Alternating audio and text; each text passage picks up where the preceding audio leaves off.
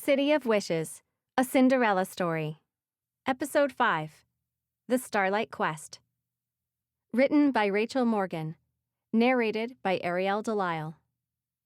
Chapter 1. Elle stared through a giant window at a world of bare trees, rugged rock formations, and dark winged creatures swooping across an eternally gray sky.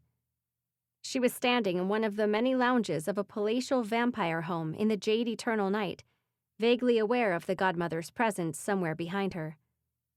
She raised her hand and gently placed her fingers against the glass, her mind still fixed on Dex.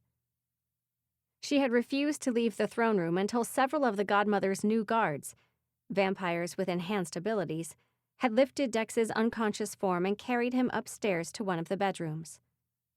When Elle had made certain he was comfortable, and after lingering a few extra moments in case he was about to wake up, she gave in and followed the Godmother through the house into this lounge, where the wall of glass was larger than in any other room they'd passed, and the view more striking. Elle let her hand slip away from the window and fall to her side. There were so many emotions she should be feeling. Elation at finally being free of the slave charm. Relief that Dex wasn't about to die from a poison-laced stab wound or the darkness that had been eating away at him for years. Fury at the Godmother for not only taking the enhanced vampire army as her own instead of setting everyone free, but also tricking Elle into making another wish. But all she felt was stunned. "Come and sit," the Godmother said from behind her. Elle turned and glared at the woman. She hated everything about her, from her short, perfectly styled white hair all the way down to her elegant black heels. "No, I will not sit." "Very well then, but I have a lot to tell you, so—" "You're the one we should have been worried about this whole time, not a vampire heir who wants to be king. You." Okay, so apparently she was feeling something after all, and that something was definitely anger. "Considering all the wishes you're capable of granting, you're probably the most powerful living fairy in the world. It might be impossible for anyone to kill King Belleric, but you're the one who gave him that power, which means you can probably take it away. And if you haven't taken it away until now, it's because you've been waiting until the moment is right for you. Did you want to get your hands on the enhanced vampire army before making a move? Is that what you were waiting for? Oh, yes, and let's not forget that you were also waiting to get that memory out of my brain, the one about the ritual that gives vampires magic, so you can make your new army even stronger." "I don't need memories of things I already know," the Godmother told her. "And when I said it was time to tell you a story, Elle, I didn't mean my story. I meant yours." "I gathered as much," Elle snapped. "You'd never reveal anything about yourself." Since it seemed likely she would be in this room for a while, she decided it might be a good idea to sit after all. She moved away from the window and chose the seat furthest from the Godmother. Whoever had done the decorating in this room had gone a little overboard with the color scheme. Turquoise curtains, a red couch, cushions covered in splotches of turquoise, red and white, and a turquoise wall opposite the window. But it was tastefully done, and Elle couldn't exactly blame anyone for wanting to fill this drab gray world with some color. She sank onto the red couch and folded her arms tightly over her chest.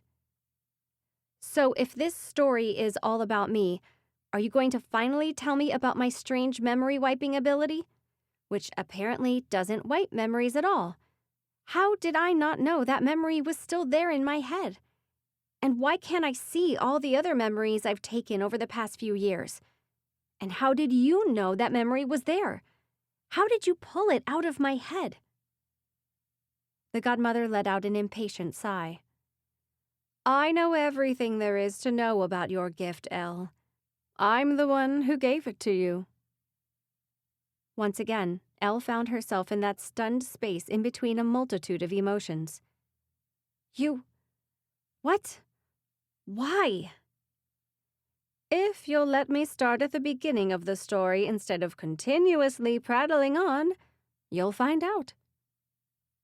Elle sent another glare the Godmother's way, then pulled her knees up to her chest and wrapped her arms around them. She was far too curious not to want to hear what the godmother was about to tell her, but she needed to get a few things straight first. Did you lie about Savoy sending some of his vampires to try and take you down after the masquerade ball?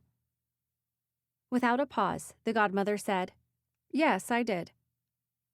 "And you lied to me the first time I made a wish. You told me the prince was just as bad as his father, and so I shouldn't have any problem killing him. But you know just about everything, which means you probably know Dex is nothing like his father." "Correct."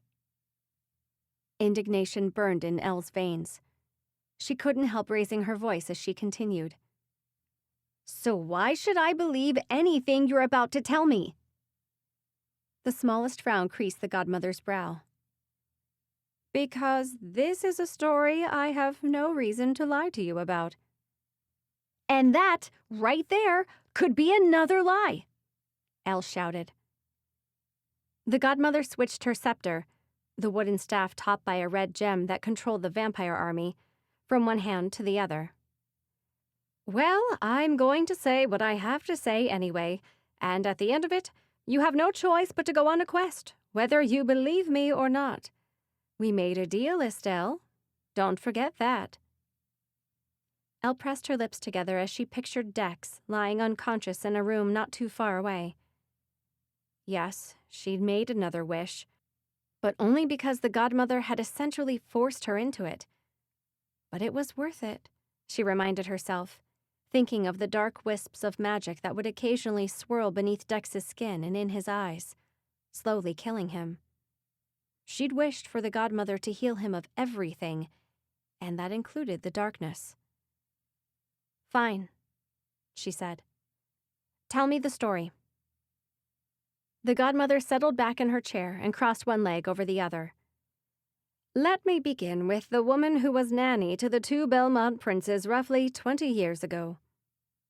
Elle almost retorted in a mocking tone that was surely someone else's story and not hers, so why would the godmother share it? But she kept her lips sealed for fear that the godmother might change her mind about sharing anything. "Though Lyanna was fey and in the employ of the royal family," the godmother continued, "she did not share the Belmonts' view of humans. In fact, her best friend was a human woman. Your mother." "So you lied about that too!" Elle blurted out before she could stop herself. "I showed you that picture of them on Dex's phone, and you said you didn't know anything about it." "Correct. I know nothing of that specific photo. Where or when it was taken or what the occasion was." "Are you kidding me?" Elle asked in disbelief. "No, I am certainly not kidding you. Sometimes, Elle, you need to be specific when asking questions." "As if that would have helped," Elle muttered. "You would have just lied if I'd asked you something more specific." "Perhaps. Anyway, Lyanna accidentally found her way beneath the palace library one day and into the archives, a vast room of historical documents. Her curiosity got the better of her, and she ended up reading some of them. One particularly ancient document, preserved by magic and probably the oldest document there, was tucked away among the others. Perhaps someone had attempted to hide it, but Lyanna happened to notice it. She opened it and read it, and she discovered—" The godmother shook her head slowly, a smile creeping onto her lips. "A shocking secret." "What secret?" Elle whispered. The godmother inclined her head to the side. "You asked before how old I am, Elle. I still won't be answering that question, but you no doubt know that I am old. Very old." She paused, then added, "Old enough to remember a time when humans had magic." Elle opened her mouth, but no sound came out. She replayed the words in her mind, but she couldn't make them fit together in the way the godmother apparently intended. "Oh, good. I've finally said something so shocking that I've rendered you speechless." That can't be true, Elle whispered. Or perhaps not, the godmother sighed. But yes, it's true, and that is the secret Liana discovered. Details of the quest that allowed humans to obtain magic. Humans had magic? Elle shook her head. No, someone would know. People would know. People do know. Not many, of course, and they all happen to be the sort of people who are happy to keep the information to themselves. The dead vampire heir. Some of the people working with him. A few very old fae. Certain rulers around the world. Does King Belleric know about this? The document was inside his palace, so... Wait. Goosebumps drenched Elle's skin. Does Dex know? I'm not sure about King Belleric, but I doubt his son knows. Chevalier Adex Norvel Belmont has a strong sense of justice and would want the whole world to be aware of this information. If he knew, you would most likely know by now. Elle relaxed a little at the reassurance that Dex probably hadn't been keeping this life-altering secret from her. But I still don't understand how it's possible for so few people to remember something like this. If humans once had magic, that would have been a fundamental part of life at some point. Yes, but history is written by the conquerors. The Fae, Elle said. Yes, they wanted slaves, so they imprisoned humans, killed those with magic, because not everyone had it, and destroyed all records mentioning the quest. But the Blood War wasn't that long ago. Only a few hundred years. How could all record of humans having magic simply vanish in that time? I'm not talking about the Blood War. That was between fae, vampires, and shifters. Humans weren't involved in the struggle for power because they were all slaves by then. I'm talking about long before that. Many hundreds of years ago. Back when humans ruled parts of the world, just like the other high races. Elle gaped at the ancient Fae woman sitting across the room from her. No way. Yes way. Everyone ended up fighting back then as all races sought to claim more territory. The Fae won because they've always been the most powerful. That was when they began wiping out all knowledge of the quest and of humans possessing magic. Humans have been slaves ever since then. Over time, of course, vampires and shifters grew in power. They began taking back certain territories. We ended up with the Blood War. Fae still came out on top, blah, blah, blah. That was all far more recent. Now, back to Liana. The quest and humans possessing magic wasn't the only thing she discovered in that document.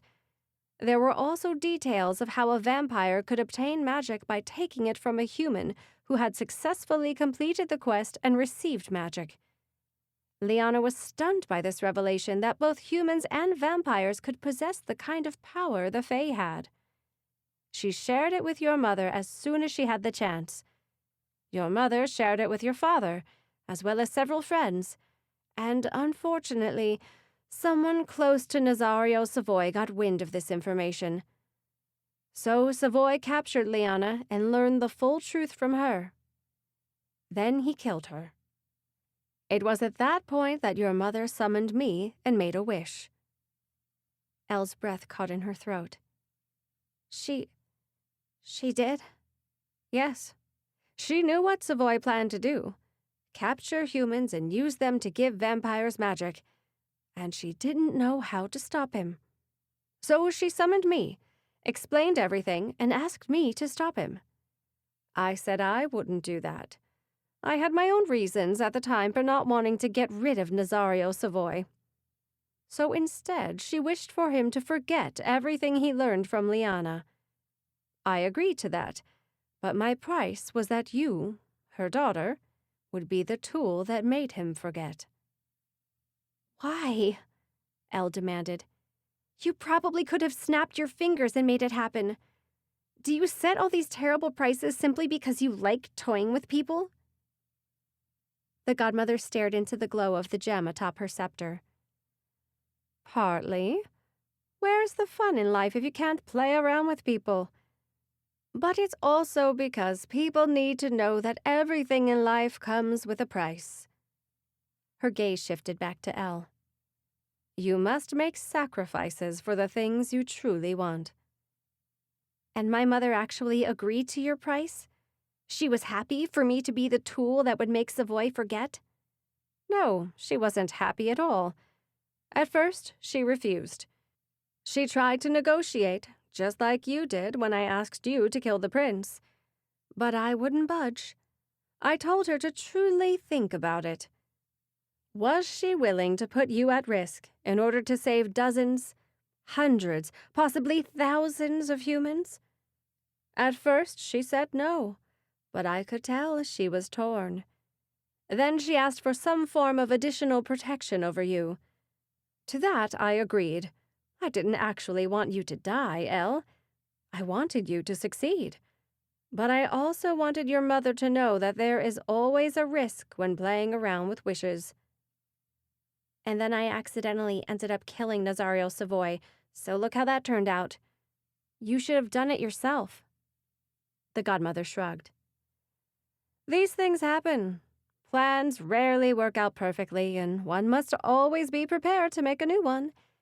Anyway, you and your mother were both protected and managed to get away from Savoy's people. I'm not sure how she and your father hid you after that. I had no further involvement with your family. So you just left me with this strange ability and didn't care how I used it? Correct. And your life has been far more interesting than it would have been otherwise, has it not? My life has sucked. Salvia might never have enslaved me if not for my ability. I would have been no use to her. She probably would have kicked me out of her house, which would have been far better. The godmother's eyebrows rose a fraction. Perhaps not better for the stepsister you love so much. And you wouldn't have met and fallen for a prince.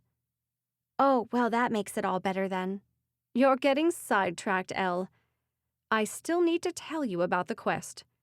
The Starlight Quest. The journey you're going to go on in order to obtain magic for yourself. Again, Elle's lips parted, but no sound came out. The godmother was right. She had been getting sidetracked.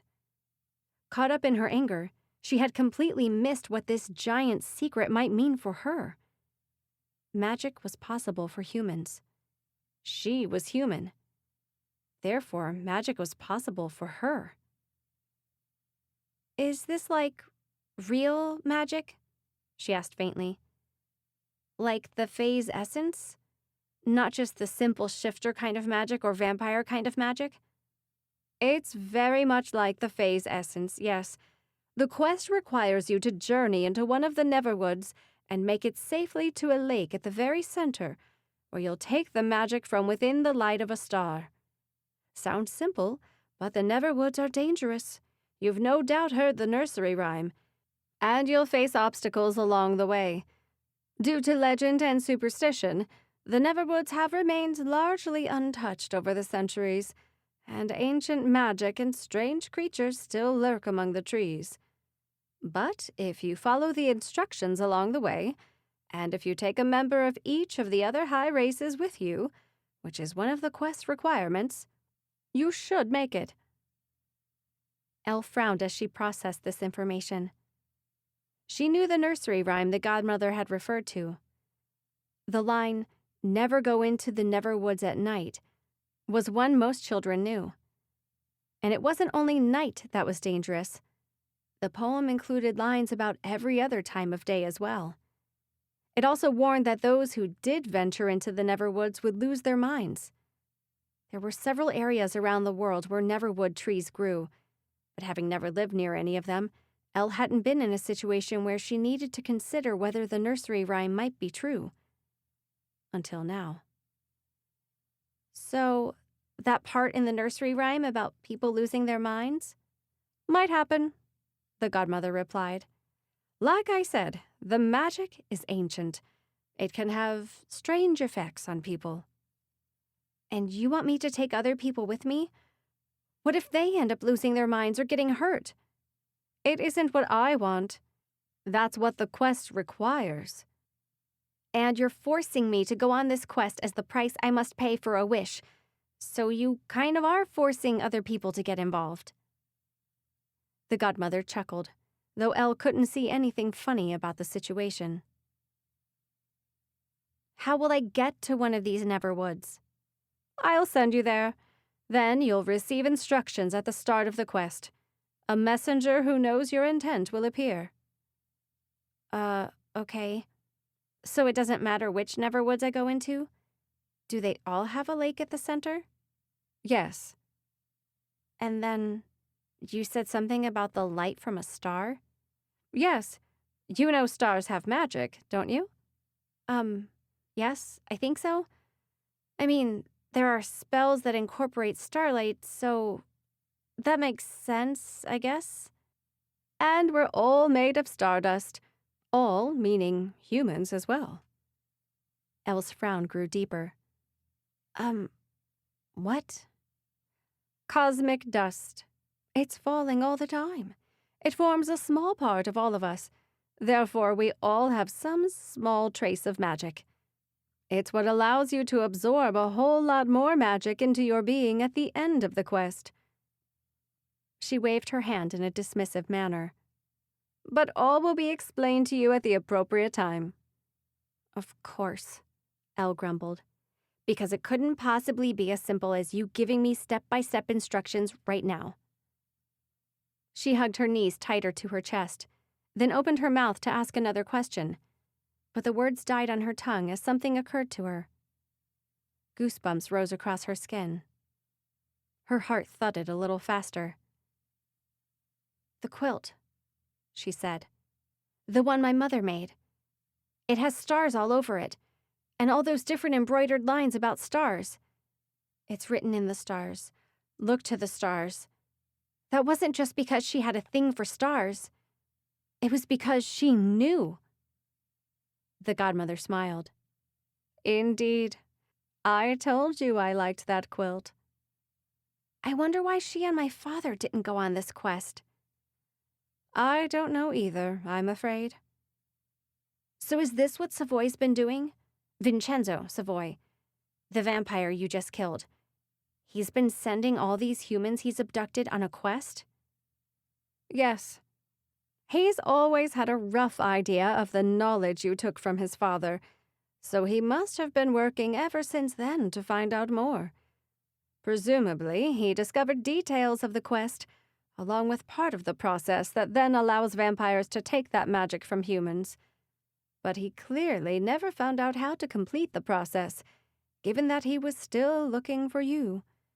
Without that last piece of the puzzle, he would have to keep sending humans on quests and keep taking magic from them. A tiresome process, especially considering not everyone who attempts the quest survives. I'm sure Savoy lost plenty of the humans he abducted.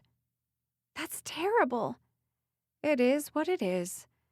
Essentially, Elle, you have to prove that you're worthy of receiving magic. So all other high races are born with some form of magic, but humans have to prove themselves worthy? How is that fair? Perhaps you've been living under a rock, Elle. In an attic, actually. But no one in the history of the world has ever said that life is fair. This is simply the way things are. If humans want magic, they have to earn it. Then, if vampires want it, over and above the basic magic they already have, they can take it. None of that is fair. It's just life. Elle let out a heavy sigh. So you want me to convince a fairy, a shifter, and a vampire to go with me into one of the Neverwoods and complete this quest? Yes. Why? That was the most important question. Gaining magic seemed like a good thing. If humans had magic, then they had a right to freedom, just like the other magical high races. This would change everything. No one could force humans into slavery. Perhaps they could even be rulers again one day. And, of course, there was that not-so-tiny voice in the back of Elle's mind reminding her that this would make her Dex's equal. He'd said he didn't care that she was human, but other people would. Without magic, no one would ever think her worthy of being with a prince. But with magic, no one could ever look down on her. Aside from possibly dying or going crazy in the Neverwoods, Elle could see only positives. And that was the part that made her most suspicious. "Why not?" the Godmother countered. "Don't you want magic?" "Maybe I do, but that's not the point. I'm asking why you want me to have it." "Perhaps I believe it's time for humans to reclaim their former power." Elle shook her head. "I don't buy that. You said you've been around many hundreds of years. You've had plenty of opportunities to set the record straight. You're only doing it now because you hope it'll benefit you in some way." "Well, of course, everything I do benefits me in some way. But that doesn't mean it won't benefit you as well." "So you're not going to tell me?" The Godmother laughed. "Of course not. I'm not sure why you expected otherwise." "I'm not sure either," Elle muttered. Footsteps moved toward the lounge, and Elle's eyes shot toward the door, her heart lurching as she wondered whether she'd find Dex standing there. But it was one of the vampire guards. "Excuse me, Godmother," she said. "We've spotted someone lurking in the distance among some rocks. It appears to be a male vampire." "Ah, must be Asriel. How interesting." The Godmother looked at Elle. "Didn't he refuse to come any closer?" "Perhaps he decided to make sure you followed through on your promise. You know, to destroy that thing." Elle jerked her chin toward the scepter. The Godmother stood. "Let me go and see him. I'll make sure he understands he's not needed here anymore." "Wait!" Elle jumped to her feet. "You're not going to hurt him, are you?" The Godmother gave her an amused look. "Concerned for the vampire who tried on numerous occasions to abduct you. How sweet. But don't worry, I'll send him on his way without harming him." "That's because I'll be harming you," a voice bellowed as someone raced past the guard. Magic sparked and arced across the room. The Godmother vanished in the blink of an eye, and Dex crashed into the couch she'd been sitting on just as it went up in flames. Chapter 2. "Somebody has to stop her." Dex paced the lounge as magic glittered around him, drying off his sopping wet clothes. He'd extinguished the flames with a fountain of water that gushed up from the burning cushions and ended up a dripping wet mess. Moments later, at least 10 more vampire guards had filed into the room. They were now lined up in front of the door and against the turquoise wall. Elle stood between Dex and the guards. "I know, but it can't be us," she told him. "At least not yet. I have to pay the price for another wish first, and if you kill her before then, I don't know if that might undo—" "You made another wish?" Dex stared at her, aghast. "I had to. You had a knife in your chest, and I didn't know if you were dying. But Dex, just listen." Elle hurried closer and gripped his hands in hers. "I wished for you to be healed completely. Completely. She took the darkness, too. It's gone." With parted lips and heavy breaths, Dex's eyes traveled Elle's face. He shook his head. "What?" "I'm serious. I saw it rising away from you. Wisps of shifting shadow leaving your skin and disappearing." "Really?" "Yes." "But—" He shook his head again. "That can't— Are you sure that's what you saw?" Elle's smile stretched wider as she nodded. "I wished for her to heal you of the darkness, along with anything else that was wrong with you, and I watched it leave your body. It's really gone, Dex." In one swift motion, he took her face in both his hands and pressed his lips hard against hers. For a long moment, Everything else fell away, and all that existed was the two of them. His mouth on hers, and her racing heart, and the flush that warmed her skin. "Thank you," Dex murmured, then slid his arms around Elle and pulled her tight against his chest. "But you shouldn't have done that," he added quietly as she nestled against his neck and he rested his chin on her head. "You put yourself in her debt." "I would do it again." "Elle." He pulled away from her, shaking his head. "Would you have done it for me?" His expression hardened, and for a heart-stopping moment, Elle thought she'd been wrong about him. Maybe his hatred of the Godmother was so ingrained in him that it was stronger than any feelings he'd developed for her. But then his shoulders drooped and his eyes slid shut. "Yes, I would have. Of course I would have." "Well, there you go then. No one wants to deal with her, but when you have no other option—" "I know, but Elle, she's the Godmother. She's insanely powerful on her own, and now she has a vampire army as well. An army she's probably going to give magic to. She's far more of a threat than Savoy was. She'll probably come for the Astronerican throne, and I have no doubt that she'll succeed where Savoy failed. She will defeat my father. She gave him his power, and she can take it away." "I know.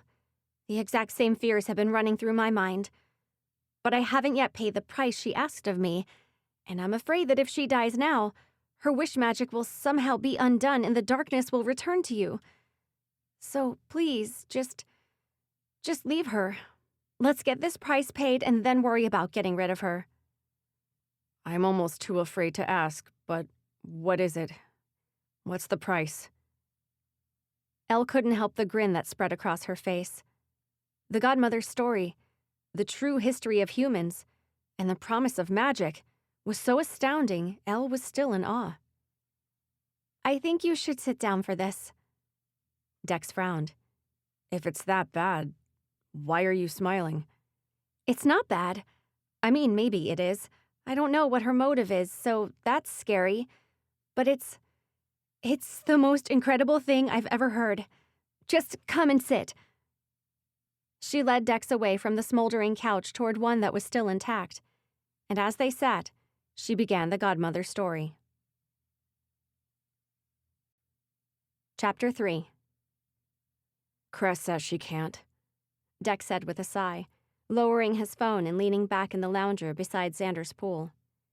"She can't leave the apothecary again, and she has a daughter to worry about." "Of course, I completely understand," Elle answered. Part of her was secretly relieved Cress had turned her down. She'd already done so much for Elle, and now Elle was asking her to go on a dangerous quest with no guarantee of emerging safely on the other side. She'd been feeling guilty since the moment Dex suggested they ask her. The Godmother had given Elle 24 hours in which to find a fairy, a vampire, and a shifter to accompany her on her starlight quest before they were due to meet at a location approximately 2 hours from Vale City. "And don't attempt to betray me. I will be intensely disappointed in you, Elle." Elle had rolled her eyes at that, but beneath her sweater, a chill had skittered across her skin. She didn't want to find out what the Godmother's disappointment looked like. Besides, this was a price she actually wanted to pay. The possibility of receiving magic at the other end, the knowledge that this would change everything for humans, it thrilled her. She suspected there must be some twist or trick along the way. That was the way the Godmother worked, right? Or perhaps the whole thing was a lie. But she kept thinking back to her mother's quilt. All those stars. It couldn't be a coincidence, could it? After the Godmother sent Elle and Dex on their way, they left the Jade Eternal Night and headed for Xander's home. Elle spent the night in one of the guest rooms, while Dex returned to the palace to make sure his parents hadn't sent out a search party for him. "He disappears all the time," Xander had told Elle when she expressed concern about whether Dex would be able to get away again. "His father doesn't notice, and his mother should be used to it by now. He won't have any trouble getting out again. If this quest thing takes more than a day or so, they'll probably kick up a fuss. Start blaming vampires for kidnapping him or something. But the Godmother said it shouldn't take long, right? Elle had given a non-committal shrug at that point. The Godmother had said it shouldn't take too long, but that was if nothing went wrong. For now, Elle's first step was to find 3 people from 3 different races willing to go with her. After she'd explained the whole thing to Dex, and after he'd questioned the Godmother repeatedly in an attempt to figure out if she was lying, he'd said there was no doubt he would be the fairy accompanying her. Then he'd suggested asking Cress and one of his vampire allies, but someone else had shown up at Xander's home this morning before Elle could ask anyone. "At least you're sorted in the vampire friend department," Alyssa said, waving from a lounger on the other side of the pool. The sun had set roughly 20 minutes earlier, allowing her to put away her dark umbrella and throw off the blanket she draped across most of her body. "Thank you," Elle said, for what might have been the 100th time. Early this morning, Alyssa had managed to contact Dex via the same chain of people her brother Azriel had originally used. She'd been worried ever since Azriel returned home alone, furious that the Godmother had tricked him and then sent him spinning through the air away from Savoy's home before depositing him on the bonnet of the limo he'd borrowed. Though he had tried, he physically couldn't get any closer to the house after that. Azriel had disappeared then, leaving Alyssa to get in touch with Dex to find out what was going on and how she could help. Dex wasn't particularly excited about a vampire who'd attacked him twice, joining them on their journey through the Neverwoods, a fact he had made known numerous times throughout the day. "We were already sorted in the vampire friend department," he reminded Alyssa now. "I do actually have other vampire friends." "I'm sure you do, but Elle doesn't, and this is her quest." Elle met Dex's gaze and gave him an apologetic smile. "You did mention that your vampire allies haven't been able to help you in any way other than providing information," she reminded him quietly, "since they all have families they're concerned about." "Yes, but that changed on the night of the Moonlight Masquerade when some of them got involved." "But they still have families," Elle pointed out. "Just because they've risked their lives once doesn't mean I want to ask any of them to do it again." "I don't have a family to worry about," Alyssa said loudly, sticking her hand up again as if she were a student in a classroom volunteering to answer a question. "Well, I suppose I do, but they can take care of themselves. I don't have children or a partner or anything." Elle gave Dex another shrug and quietly added, "I don't mind her coming with us. She kind of is like a friend, I guess." She'd spent so many years as a slave with Sienna, her only companion, that she'd almost forgotten what it was like to have a friend who wasn't also her sister.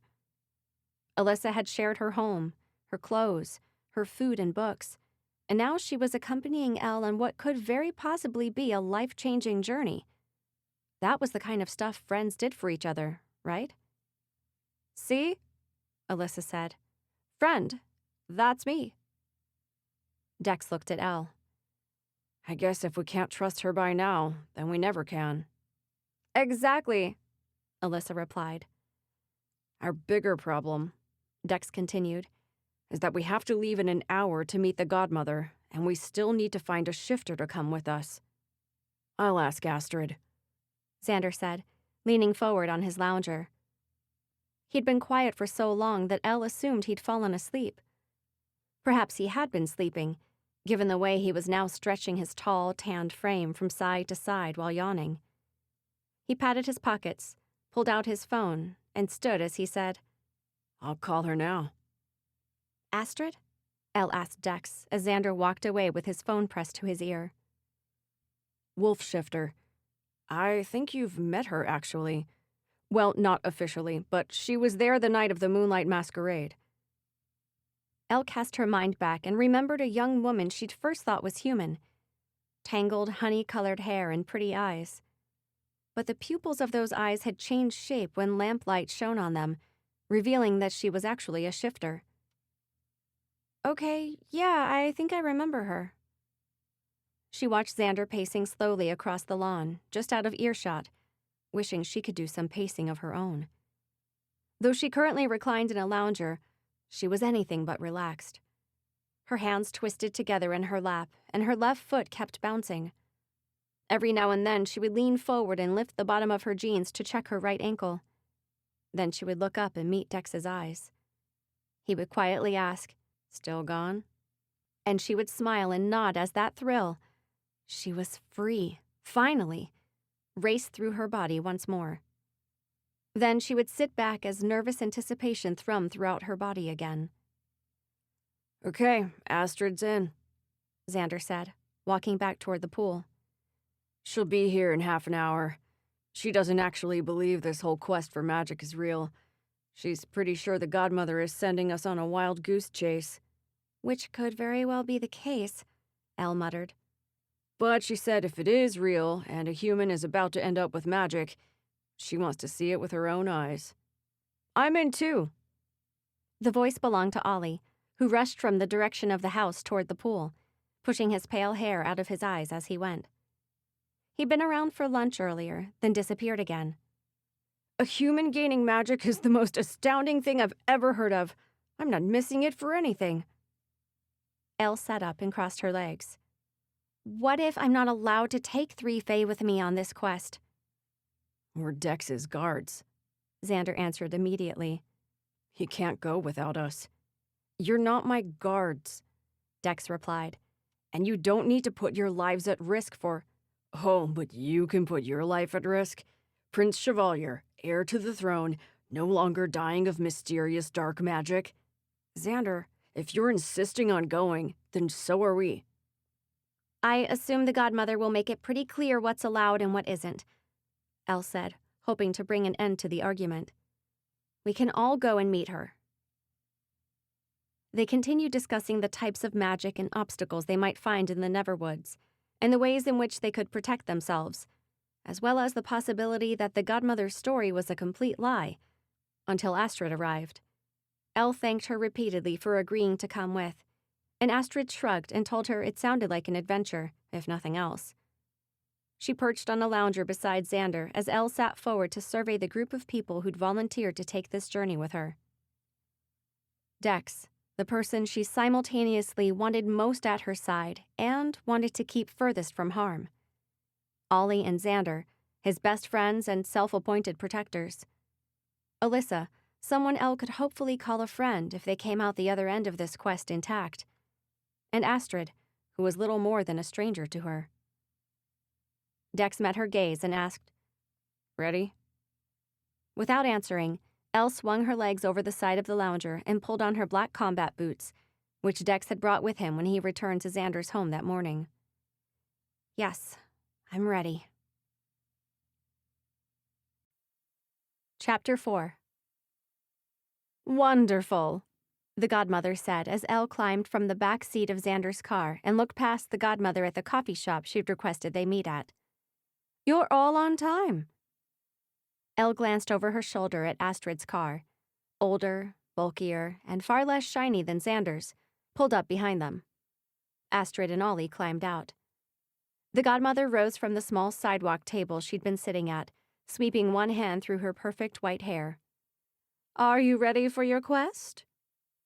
Elle moved to stand beside Dex in the glow of a street lamp. "As ready as we can be, considering we have no idea what we're about to face in the Neverwoods." Her gaze wandered past the Godmother and through the coffee shop windows, traveling over the vintage filament light bulbs, copper finishings, and exposed brick walls. Though it was more like dinner time now, Elle and her companions had eaten in their cars on the way here. The coffee shop was still open.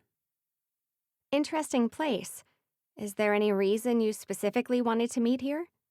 "Yes, I love their cinnamon rolls." "That's it? We're here because of cinnamon rolls?" "Yes, I've been craving them lately." Elle crossed her arms. "You mean you can't just snap your fingers and have a cinnamon roll appear in front of you?"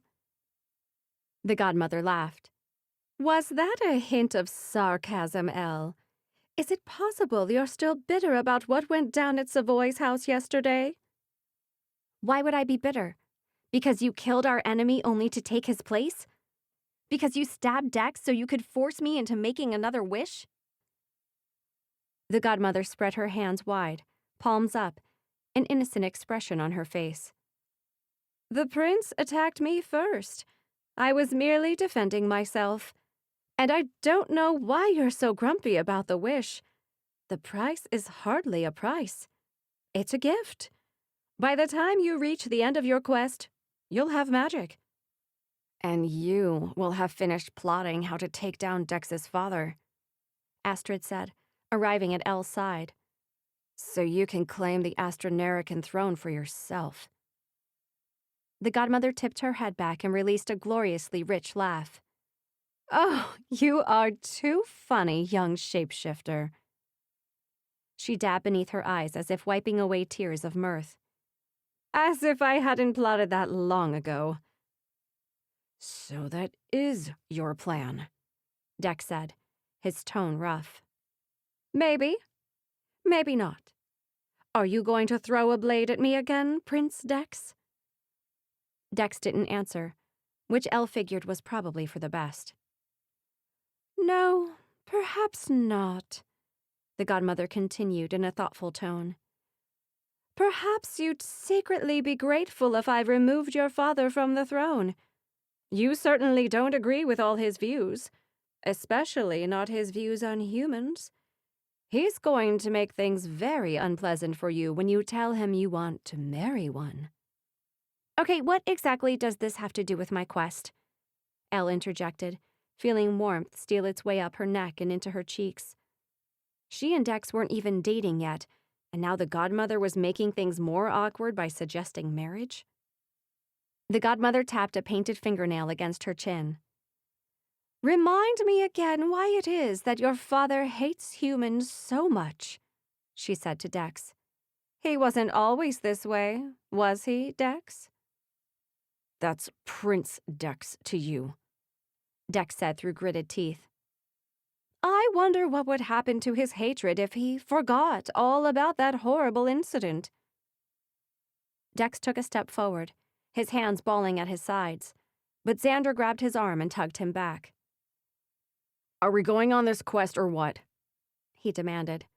"I feel like we're just wasting time right now." "Yes, of course." The godmother rubbed her hands together. "I see we have some extras, though. You three are all Fae." She pointed at Dex, Ollie, and Xander. "Elle needs only one of you." "Will it ruin the quest if we all go?" Xander asked. "You're aware, I hope, that I've never been on this quest myself. I'm not precisely sure what will ruin it. I only know what is required." "You said you've been around since the time humans used to do this quest as a normal part of life," Elle said. "You must have heard of larger groups going into the Neverwoods." "Why must I have heard of this?" "You're the godmother," Alyssa pointed out. "You keep making out as if you know everything."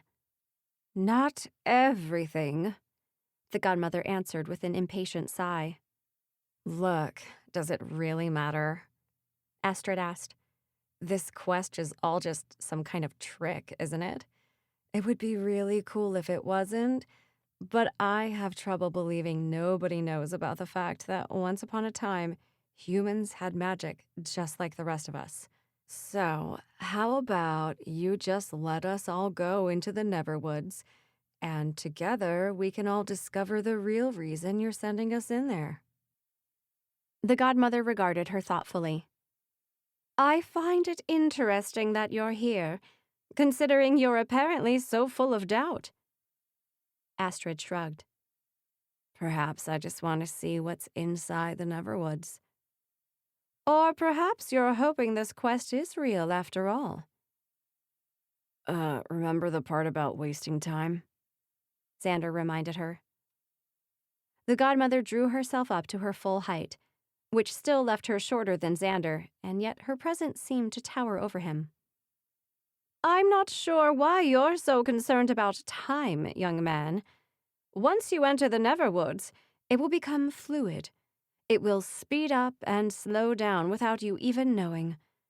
Some have completed the quest in what they believe to be mere hours, when in fact weeks have passed." "Weeks?" Dex repeated. We can't be gone that long. You don't have to be.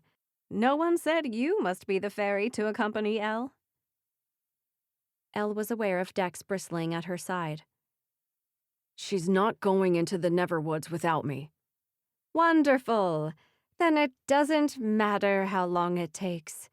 And since you all want to go so badly, you can all begin the quest. But don't get upset if you happen to reach a point where only 4 of you can continue. And if for some reason the 2 extras never make it out alive, don't come complaining to me. At that point, the coffee shop door opened and a man hurried out.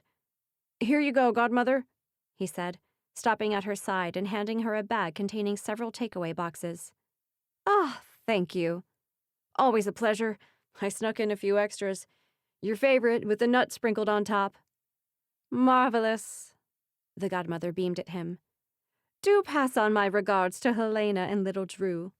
Yes, of course, thank you. Have a good evening. He ducked back inside as the Godmother set the bag of takeaway boxes, presumably containing cinnamon rolls, on the sidewalk in front of her. With a quick swish of her hand and a sparkle of gold fairy dust, the bag disappeared. Excellent, she said, smiling at the group. Now we can go. She raised her hands and positioned her thumb and third finger together. Elle tensed, knowing what was coming. But as the Godmother snapped her fingers and everything vanished, the jolt that rocketed through Elle was just as nauseating as it had been every other time the Godmother sent her hurtling through space in the blink of an eye. The world reappeared, expanding away from her in a rush of color and light. She stumbled forward a few steps before someone caught her arm and helped steady her. You okay? Dex asked. Yes, thanks. She straightened and looked around. It was still twilight here, wherever here was, and the grassy hills, rocky outcrops, and distant civilization were visible in the dim light. I'm guessing that's it, Astrid murmured behind her. Elle looked over her shoulder, then turned fully. A hush fell over the group as they regarded the forest of closely packed trees that began only a few feet away. Tall and spindly, with silvery gray leaves that lay utterly motionless in the still air, the trees rose higher than Elle could have imagined. A light mist hung between them, making it impossible to see more than a few feet into the woods. Which Neverwoods are we at? Elle asked. The nearest one, of course, the Godmother answered. Though it still would have been a very long drive for you, getting from that coffee shop to the northernmost point of our country. Fortunately, you have me as your travel agent. Perhaps not so fortunate once we've completed the quest, Dex pointed out. Since it'll be a very long walk back to that coffee shop where our cars are waiting for us. Oh, I'll be here to meet you, don't worry, the Godmother said. I'll need to make sure Elle has paid her price. She met Elle's gaze and smiled, but Elle couldn't help feeling there was a threat behind those perfectly painted lips. Would the Godmother reverse the healing she'd given Dex if she didn't manage to pay her price?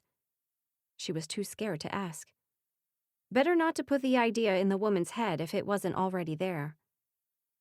Well, what are you waiting for? The Godmother asked. She waved toward the woods. Off you go. What, just like that? Elle asked.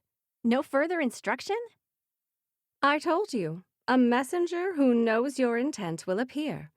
I'm not certain on the details, but I know that all necessary instructions will be revealed to you as you go. So, all you need to do, she extended her hand toward the woods once more, is walk right in. You're welcome to take your time if that's what you'd prefer, but I have places to go and people to see. She looked at her watch, the device on which Elle remembered seeing tiny moving images instead of a clock face or digital numbers, and nodded her head once. Wait, Dex said, his gaze focused on the Godmother's wrist. Is that my mother's face? His hand shot out toward the Godmother's arm, but she sent him spinning away from her with a flick of her fingers. I don't remember inviting you to take a look at my watch, Prince Dex. she said as he came to a halt and steadied himself with his arms out.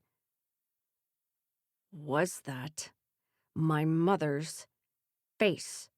He repeated, his tone low and threatening. The godmother sighed and examined her watch once more. Could be. But if so, she needs to do something about her hair. It looks nothing like the elegant updos the Queen usually sports on TV. Xander grabbed Dex's arm before he could rush forward again. Just chill, man. She's trying to get you worked up. The godmother chuckled. It's so easy. Have people told you before what a terrible person you are? Astrid asked. Oh, all the time. And yet, people keep making wishes. The godmother looked pointedly at Elle. Which is why we're here. Anyway, I'm off now. She raised her right hand, saluted Elle, and vanished. Wow, Astrid said. So that was the godmother. I've seen her before, but I've never had any interaction with her. Can't say I'm a fan. Me neither, Dex said darkly. Together, the six of them moved to face the Neverwoods. So I guess we should just go for it, Astrid said, taking a step forward. Wait! Elle reached out to stop her. She moved forward and turned to face the group. In case I haven't thanked you enough already. You've thanked us about 1,000 times, Astrid said with an eye roll. We get it. You're grateful. Now let's get in there. I want to be able to tell people I survived a trip through the Neverwoods. Agreed, Alyssa said, joining Astrid as she stepped past Elle. I've always been curious about the Neverwoods, despite the nursery rhyme. I finally have a good reason to find out what's in there. And I won't have to complain anymore about having a boring life. As they walked ahead of her, Elle looked at Dex. His eyes filled with warmth as he returned her gaze and gave her the smallest of nods. She took a deep breath and squared her shoulders. Okay, let's do this.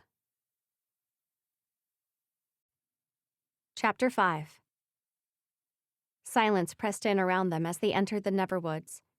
No sound came from the forest itself, and all Elle heard was her own breathing and the crunch of twigs and dead leaves beneath her boots. She had the strangest feeling that if she spoke now, she would find herself in some sort of vacuum, unable to hear her own voice, separated from everyone else by silence. She looked back, her heart thrumming, and called, Dex? Relief flooded her chest as she heard the word loud and clear. Dex moved through the mist and took her hand. I'd rather we not end up separated, he said, and she nodded in agreement. They continued forward, making sure to stay close to the rest of their party. Elle had expected it to be darker in here among the close-set trees, but after another few paces, she noticed a glowing white orb, and then another, and another.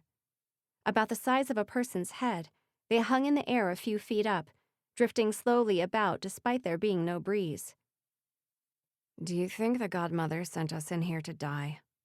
Astrid whispered. Why would she do that? Elle asked. For her own amusement?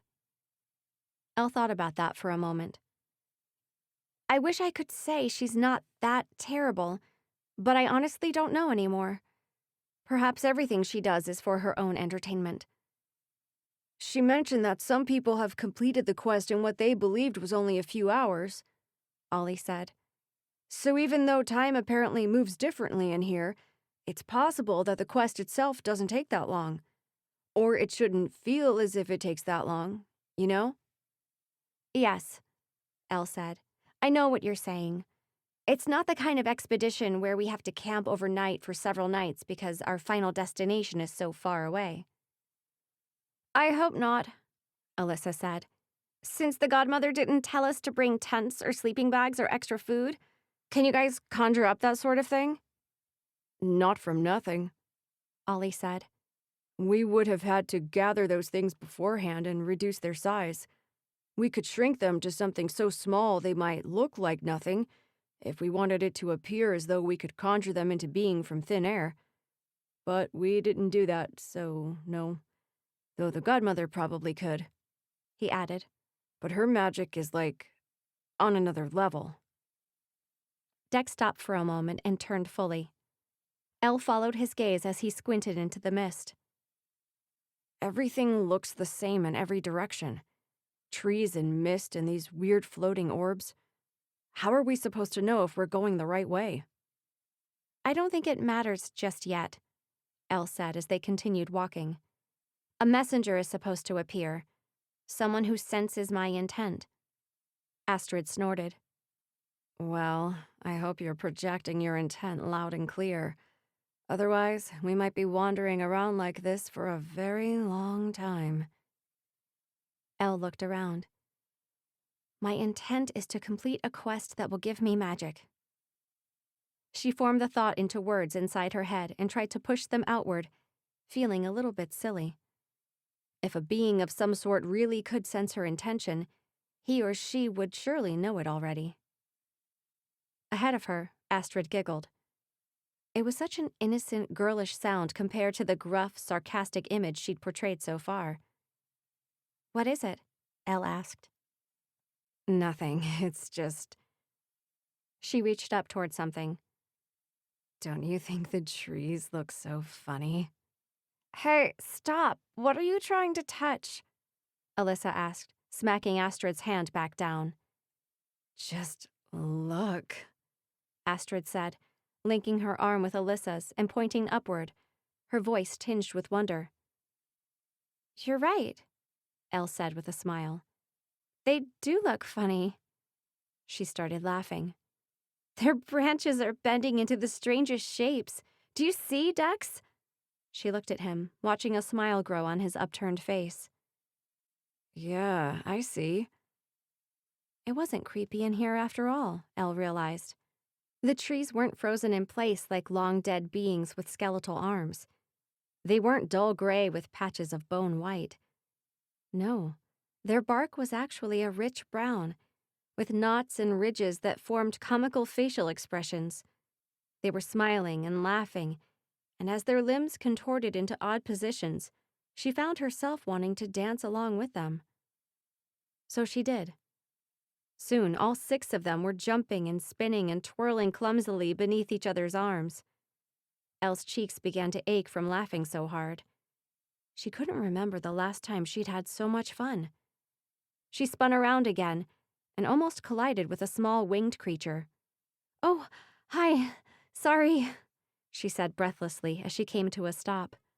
"Oh, you're a pixie, like Tosh, though you don't have a hat. But I'm sure we could find you something here." She looked down at the forest debris surrounding her feet.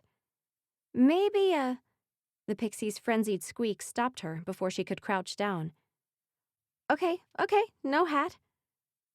The pixie fluttered closer on delicate, pearlescent wings. She held both hands out in front of her, and upon her palms sat 4 silver jelly beans, giant in comparison to her minuscule size. Something about the number 4 jolted Elle's memory. "Only 4, she murmured. "Because there are only supposed to be 4 of us here. The Godmother said we don't need the 2 extras." She looked over her shoulder at her cavorting companions. "Hey, come and look here," she said. "There's a pixie with jelly beans." "Oh, I love jelly beans," Astrid said, hurrying over. The others joined her a moment later. "Do you have any more of these?" Dex asked the pixie. "There are 6 of us." The pixie shook her head. Dex faced his friends. "Didn't the Godmother call you guys extras? I don't think the pixie brought jelly beans for you." Xander crossed his arms and leaned against Ollie.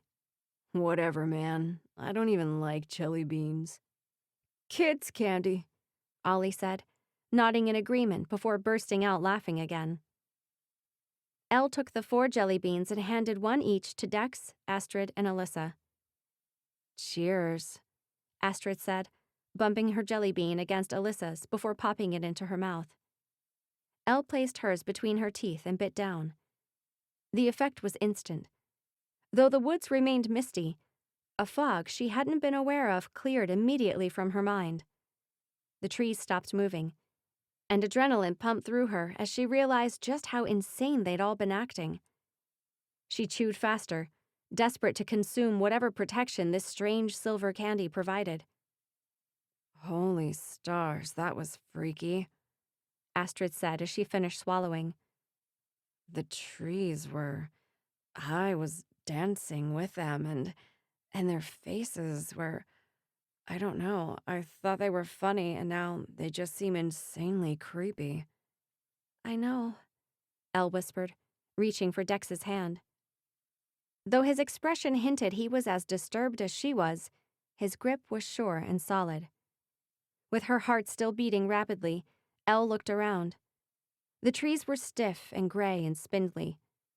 No bending arms, no knots forming noses and eyes. Everything was exactly as it had been when they first entered the woods. Well, not everything.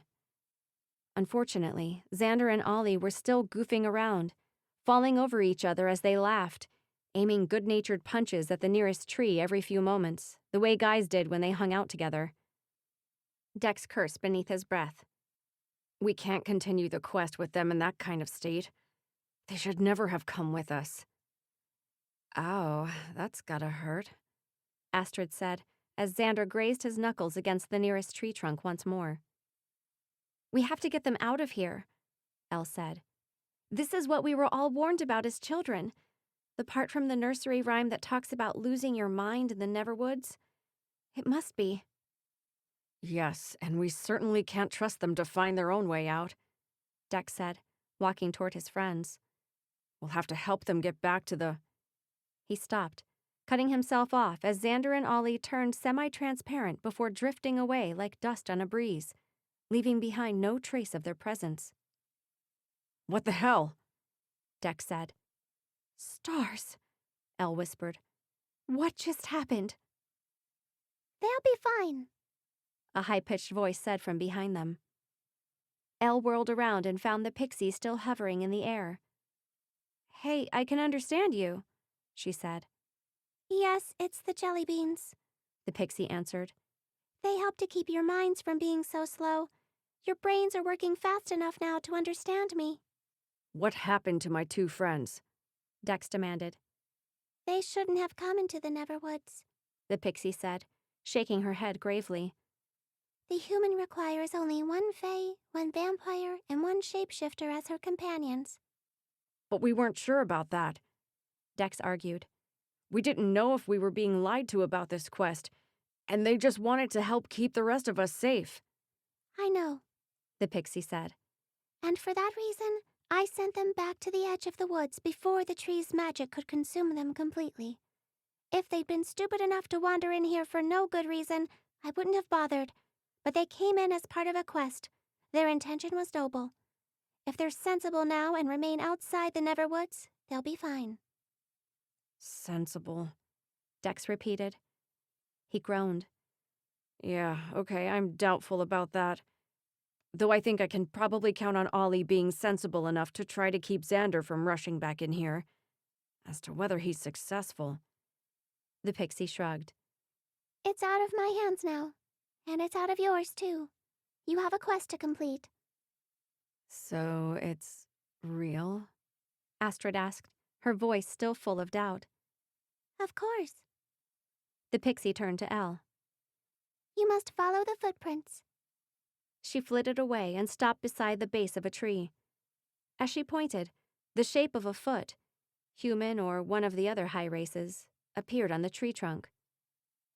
Freaky, Astrid murmured. Where will the footprints lead us to? Elle asked. To the edge, the pixie said as she zoomed back to Elle. Okay. And then? Then you will have to cross over. To where? To the other side of the edge. Alyssa smacked her palm to her forehead at the same time Astrid groaned. Why do people insist on being so cryptic? Astrid asked. It's really not cool. I'm sorry, but I don't know what happens on the other side of the edge. the pixie said. I've never been there. All I know is that the footprints continue. Okay, so after the edge, we look for more footprints, Dex said. Is it dangerous? Elle asked. This whole journey? It's possible you might die, The pixie replied. Wonderful, Elle muttered. but if you help each other, everything should work out fine. We do want you to succeed, human. We just want to ensure you are worthy. Right, Elle said. Because that's totally fair. And don't worry, she added, holding her hand up as the pixie opened her tiny mouth to say something else. I'm well aware that life isn't fair. The pixie emitted a high-pitched tinkle of a laugh. Exactly. Good fortune be with you, human. Then she shot away through the air and disappeared. Chapter 6. You're worrying about them, aren't you? Elle said to Dex as they followed the footprint marks on the trees. Astrid and Alyssa walked together a few paces ahead, and Elle could hear them discussing a TV show they were both addicted to. Ollie and Xander? Elle clarified. You guys seem close. Yeah, I just know how stubborn they are, Dex said with a sigh. Well, Xander in particular. He'd probably come barreling straight back into the Neverwoods, determined that nothing could make him lose his mind. Then again, he isn't stupid. So hopefully that weird incident with the tree's magic is enough to make him second-guess coming back in here. And he's not alone, Elle pointed out. Ollie will remind him that it makes no sense for them to come after us. Yeah, I hope so. I take it you guys have been friends for a long time? Dex nodded. My mother chose them as my companions from among the children of the noble families who have connections to court. They've been living at the palace since they were boys. I suppose we could have all hated each other. Nobody wants a parent choosing their friends for them. But the three of us formed a fast friendship early on, and we've remained close ever since. It must have been hard for them to be away from their families. Not too bad, actually, Dex said. I mean, you saw where Xander's home was. Not too far from the palace. And Ollie's family is only a little further away. They got to see their families fairly regularly while growing up.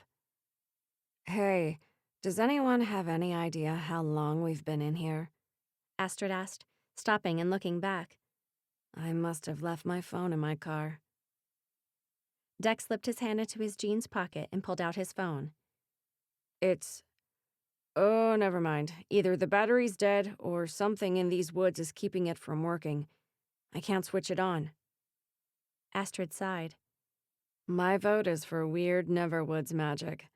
Wouldn't be surprised if it messes with technology. Yeah, probably. Dex grumbled, returning his phone to his pocket. Can you guys see the edge of anything yet? Elle asked. Nope, Alyssa answered. Just more trees with weird little footprints. Well, we still have the whole of Season 3 and 4 to discuss, Astrid said to her as they continued forward. So it really doesn't bother me if we don't reach this edge anytime soon. Elle rolled her eyes at that, but if she was honest with herself, she wasn't in the greatest rush either. She was happy to walk beside Dex with her fingers laced between his and his thumb brushing absently up and down her skin. Sure, her poor heart was getting more of a workout than usual, leaping about from his mere touch, but she figured it was worth it. There's so much information my brain should be processing right now, he commented. So many things that have happened recently. But you know what my mind keeps going back to over and over? The fact that you're no longer dying? He paused, then let out a brief laugh. Well, yes, there is that. I mean, that's huge. It's so huge that, I don't know, I don't think my mind has accepted it yet. It's been hanging over me for so long. The knowledge that I've been slowly dying for years and that I probably don't have much time left, that it seems a little impossible to imagine my life without that burden. Kinda like me and my freedom, Elle said. I've wanted it for so long, and it's always been out of reach. And now that I have it, it doesn't quite feel real yet. Yes, exactly. So if that's not what you keep thinking about, then what is? He squeezed her hand.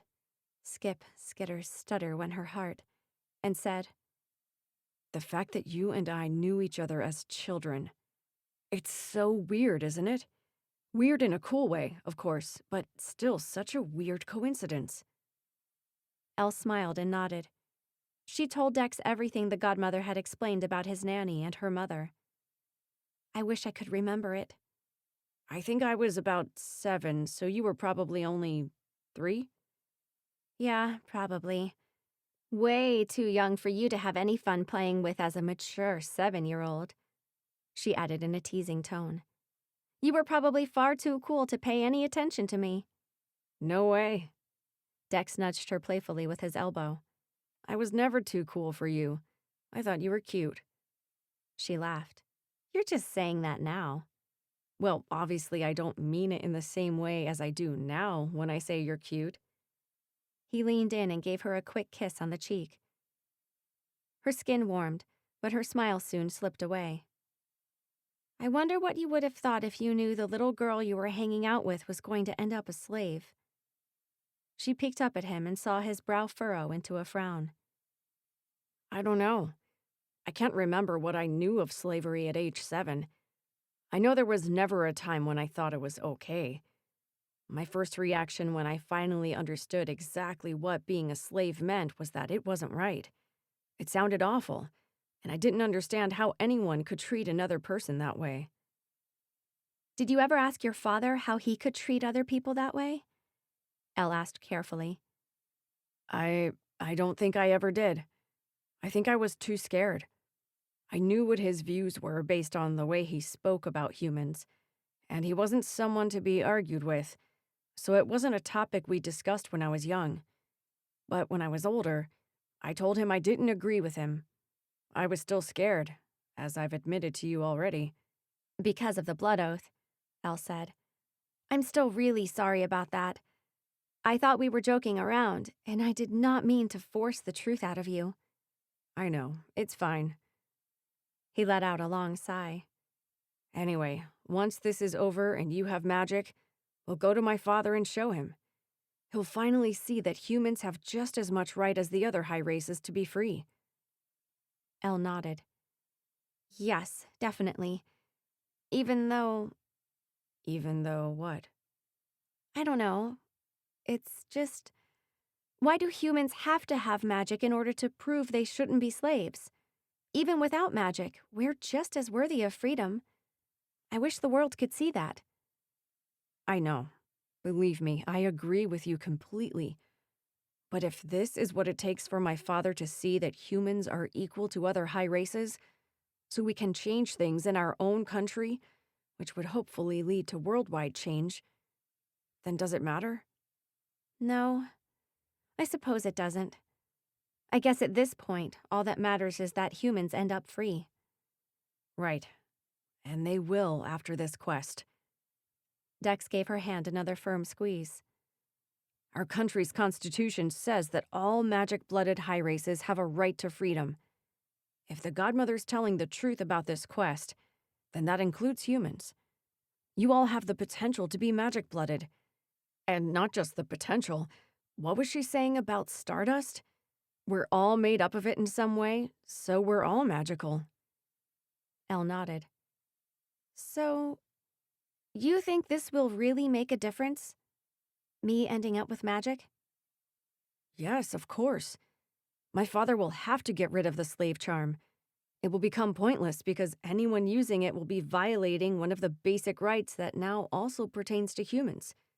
He can't let his personal feelings get in the way.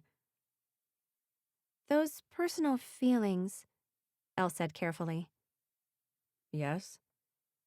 Is that what the godmother was referring to? She hinted there was some kind of incident, something specific that intensified his hatred of humans. Was that? I mean, you don't have to tell me about it if you don't want to, but was she making that up? Or did something happen? Dex was quiet for a moment before answering. Something did happen. Before that, my father actually had conflicting views on humans. I remember overhearing him talking to my mother about it. He said he wanted to agree with my grandfather, who started changing the slave laws in this country. He wanted to believe my grandfather was right. But he could never understand why humans didn't have magic like the other high races. It just seemed they were naturally inferior beings, so why should they have the same rights as the rest of us? And then? Elle asked, trying her best not to feel personally offended by the things Dex's father had once said. What pushed him over the edge? My grandmother was killed, and it was humans who did it. What? Yeah. I don't know if you remember that she was still alive when my father ascended the throne. She could have continued ruling after my grandfather died, but she stepped down. So she was still around when I was young. Oh. Elle frowned. I am not sure if I knew that. She didn't often make public appearances. Anyway, she was in one of our secure vehicles, and she had several security personnel with her. But the car was hijacked by a group of humans, quite a few of them, and she was killed. Oh my goodness, I'm so sorry. I think a switch flipped in my father that day. The way he's spoken about humans ever since. Dex shook his head. I don't know, it's like he thinks they're all heartless, worthless beings. He believes if he gives them an inch of freedom, they'll swarm the palace and try to kill us all. I'm sure that protest at the Moonlight Masquerade didn't help. No, not at all. And you really think that showing him humans are magic-blooded beings as well will make a difference? It'll have to. The law is the law. Now that we know what we know, it means humans already have the right to be free. Everyone else will see that, even if my father is still blinded by his personal feelings.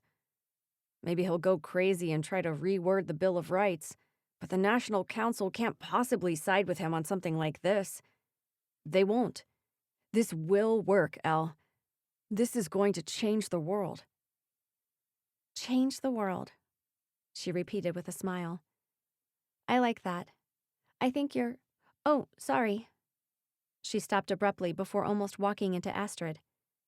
Everything okay? She asked. Stars above, Astrid murmured, her gaze focused upward. What?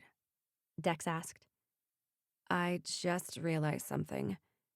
There are things, tiny creatures, inside those orbs. Please tell me you see that too and I'm not going crazy again. Elle turned to the nearest orb as it floated by. It appeared there was something inside. She stood on tiptoe to get a closer look. It was a tiny person, one of the high races. Impossible to tell which one, since the being was so small, on his knees inside the orb. He gripped his hair with his tiny hands, his eyes squeezed closed, and his face contorted into what looked like an expression of anguish. That is the creepiest thing I've ever seen, Alyssa whispered. And I've seen a lot. Elle looked around, her eyes focusing on another orb. It was eerie to know that they weren't alone after all, that dozens of miniature people were floating above them. She wondered if they'd been listening. Had they heard all the things she and Dex had spoken about? And how did they all get here? A thought occurred to her as another tiny weeping person floated by. I wonder if these are all the people who've wandered into the Neverwoods, lost their minds, and never left. You mean Xander and Ollie would have ended up like this if that pixie hadn't sent them out of the woods? Dex said. Maybe, I don't know. But I wonder if we can free these people, Elle added, raising her hand toward the nearest orb. Dex caught her fingers and pulled her hand back down. You probably shouldn't touch that. You think something bad will happen? I just don't think we should disturb the way things are. Yeah, maybe not. Let's just keep moving, Alyssa said, turning away. I don't want to look at them anymore. Hey, look here. Astrid called to them from a few feet away. I think it's an actual path. Elle walked forward, realizing that the mist must have begun to dissipate at some point. The air seemed clearer now, and as she looked ahead, she saw a straight line of space cutting through the trees, ending at a clearing of some sort. Do you think that's the edge the pixie was referring to? Astrid asked. I don't know, but the footprint marks continue that way, Elle said. Let's keep going and find out. They followed the path, and before even reaching the clearing, Elle could see the edge the pixie had spoken of. At the end of the path, the ground gave way abruptly to a steep cliff.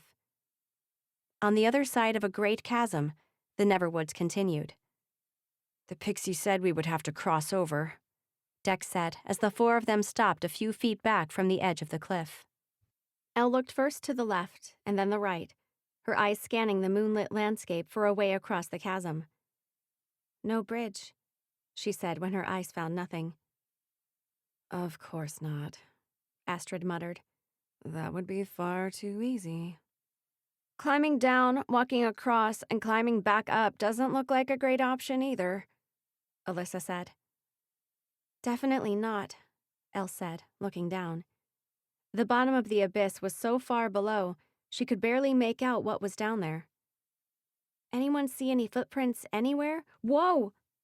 She threw a hand out and grabbed hold of Dex as the ground shuddered beneath her feet. What the hell? Astrid gasped as the four of them scrambled a few paces backward. Stars, Alyssa hissed. Look there!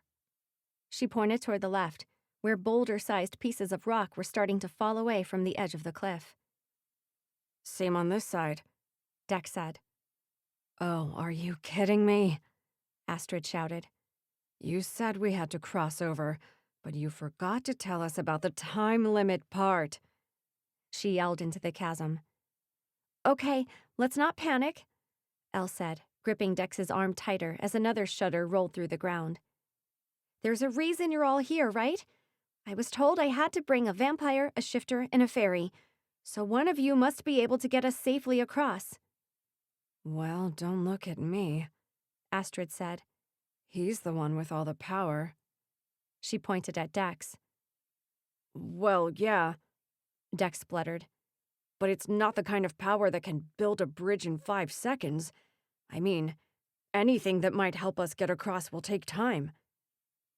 His wide-eyed gaze focused on the other side of the chasm. Okay, the quickest thing is probably rope. In the darkness, gold dust shimmered around his hands. I can throw it across. Magic can secure it on the other side. I can do one for each of us. But securing it on this side is going to be a problem if this part of the woods falls into the canyon. But magic can at least keep us from falling too fast if we... Can you make us fly? Astrid asked. Give us wings? Dex gaped at her. No! What kind of world are you living in that you think Fae can do that? I don't know. A world of magic? They all stumbled another few steps backward into the woods as the ground began to crumble away in front of them. A world where the Fae like to remind us they're powerful and secretive and never share all the things they can actually do? What? Dex! Elle shouted. We're running out of... Hey, Alyssa said, looking over her shoulder and then back at the chasm. I can get us across. You can? Elle grabbed onto a tree branch as the ground cracked beneath her feet. Yes, I'm pretty sure. You know how fast we vampires are. And that path back there is so straight. I can easily gather enough speed to leap across. Well, isn't that wonderful for you? Astrid snapped. What about the rest of us? I can take you with me, one at a time. Like, you would pick us each up and carry us? Dex asked, eyeing Alyssa's slim frame with doubt. Hello, I'm a vampire, she snapped. I'm stronger than you are, Your Highness. Yes, okay, that sounds great, Elle said hastily. Let's do it. We'll all be at the bottom of the chasm soon otherwise. Take them first, Dex said immediately. Elle and then Astrid. I'll send rope across in case you don't get back in time for me. Elle barely heard Dex's last few words as she was abruptly whisked through the air and landed with an oof of breath over Alyssa's shoulder. A blast of wind blew her hair back, and then they were stationary again, back in the woods. Elle tried to catch her breath as a memory flashed through her mind. The image of being tossed over Alyssa's shoulder as she jumped from a window of Gisela Monroe's home. "I'm going to run now," Alyssa had said as they landed at the bottom. "Please don't throw up on me." "I'll try not to throw up on you," Elle managed to say with whatever breath remained in her lungs. A snort of laughter escaped the vampire, and then in a rush of speed, the Neverwoods blurred around them. The quick, jerky motions morphed into a smooth, soaring motion, and everything slowed just enough for Elle to make out the gaping hole of the chasm for a second before ground flashed into her view again. A sudden landing and several stumbling steps made certain she had absolutely no breath left, and by the time Alyssa dumped her on the ground and raced away, she was sucking desperately at the air. Elle scrambled onto her feet and approached the cliff. A glittering gold line hung across the chasm. She squinted into the night and just managed to make out Dex's shape at the other end of the rope. The ground was still crumbling away on either side of him, leaving him standing on a rapidly narrowing ledge of rock.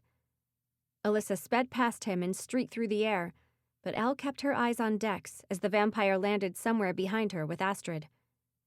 What was Dex planning to do? Tie the other end of the rope around himself and leap into the abyss?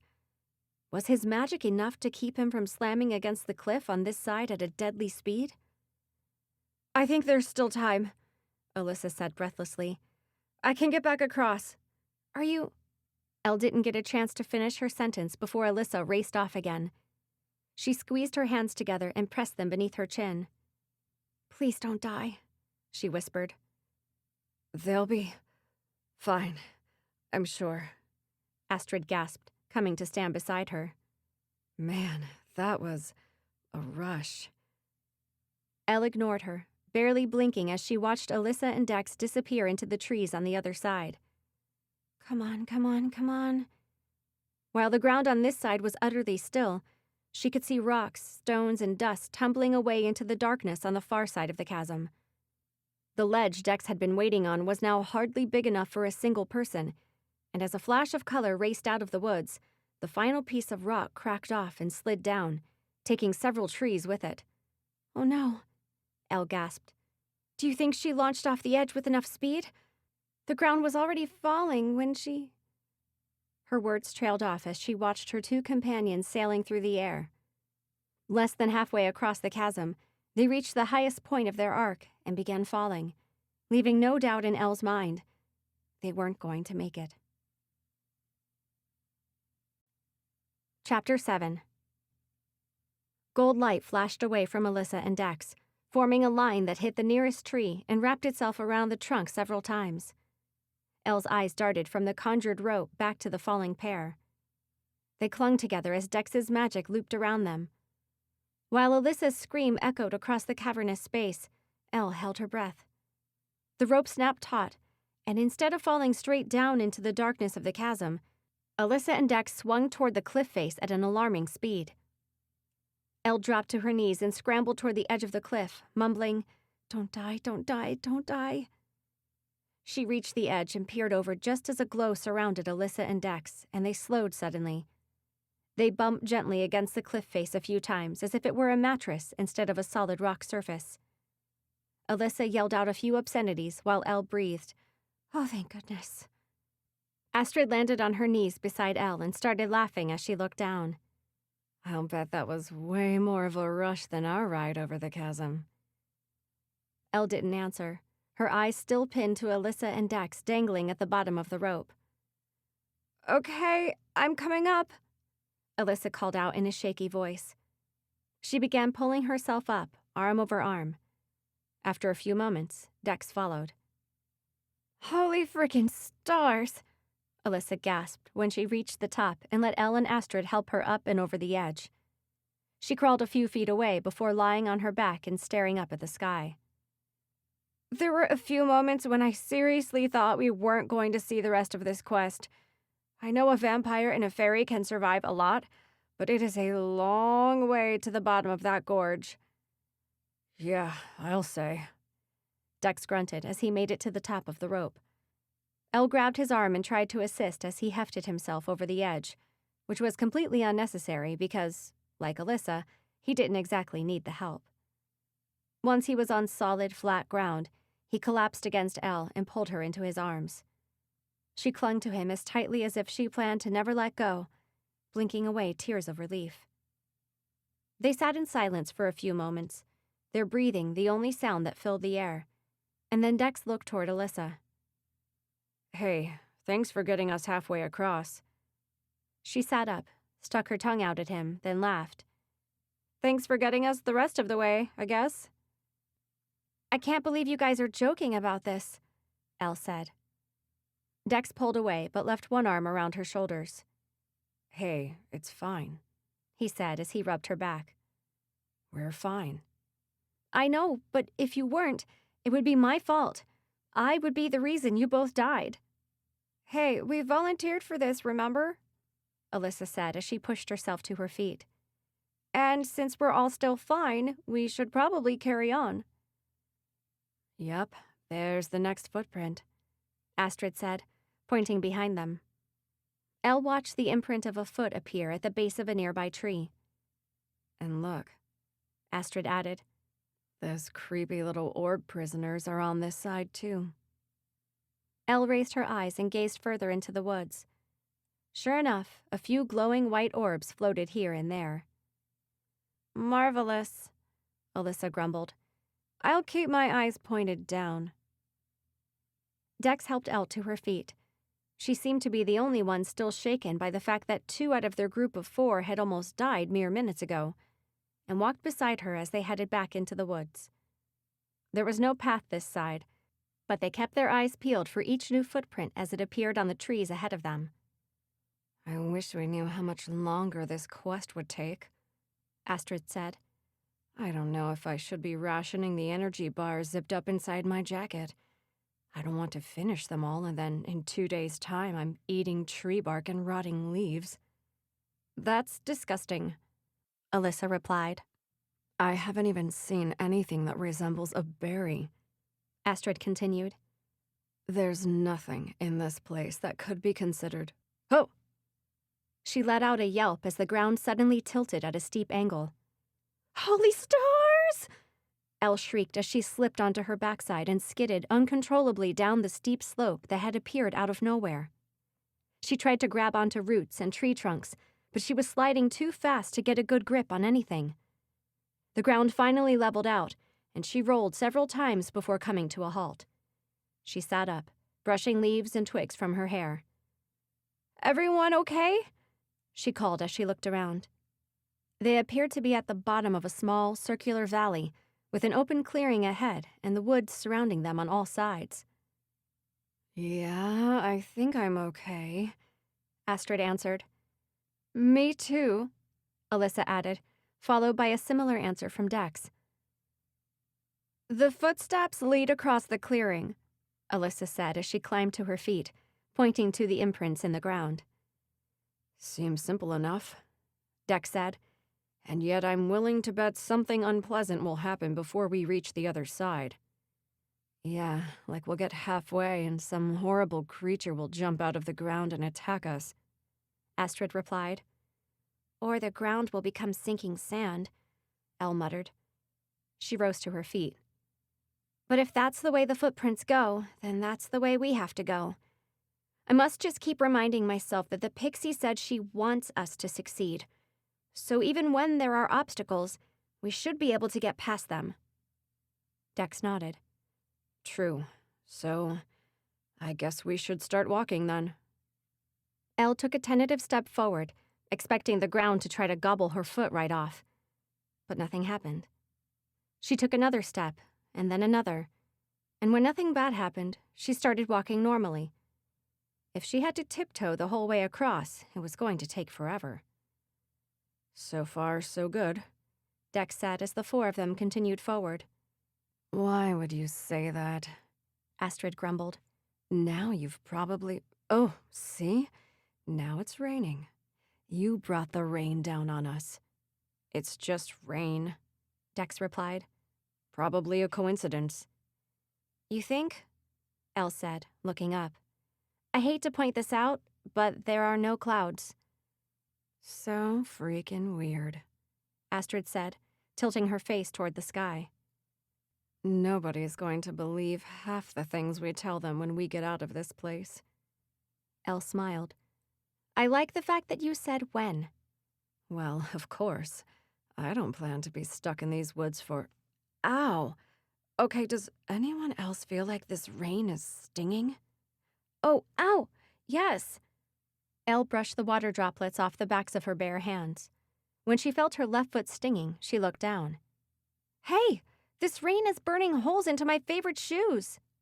Dax! Astrid shouted. Yeah, I'm on it. Sure enough, the gold glow of magic was already surrounding Dex's hands. He raised them above his head, and a rippling, shimmering layer began to form in the air above them. Keep moving, he told them. I can do this while we're... Holy stars! Elle yelped, leaping to the side and crashing into Alyssa as a ball of flames the size of her fist landed where her right foot had just been. On Dex's other side, Astrid let out a squeal and ducked closer to the group. You can't make people fly, but you can deflect magical fireballs, right? Working on it, Dex said through gritted teeth. He was focusing left and then right, both hands raised as the shimmering layer above him became a mesh-like barrier, similar to what Elle had seen in the palace gardens on the night of the Moonlight Masquerade. The barriers she'd assumed were to keep guests from intruding on certain parts of the grounds. Alyssa pressed closer, forcing Elle against Dex's side. Crap, crap, crap, she hissed. Can you bend that magic around us? To protect us from the sides as well? Something just hit my ankle. Yeah, Dex said, all his attention still focused upward on the barrier. It's just complicated, with us moving, but I've got it. They rushed forward as quickly as they could while remaining in a huddle, and the fireballs began to increase in size and number. Looking ahead, Elle said, We just have to make it to the edge of the clearing. As far as I can tell, there's no fire in the trees. Great, Dex grunted. Because, damn it. He ducked his head, but nothing came through the barrier. What the hell? They're the size of boulders. Elle looked up.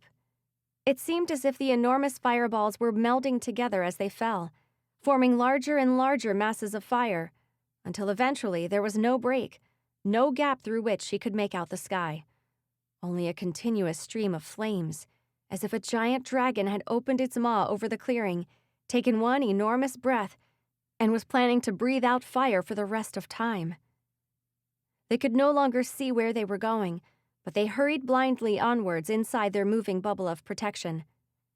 Come on, Elle panted. We must be almost there. We must be.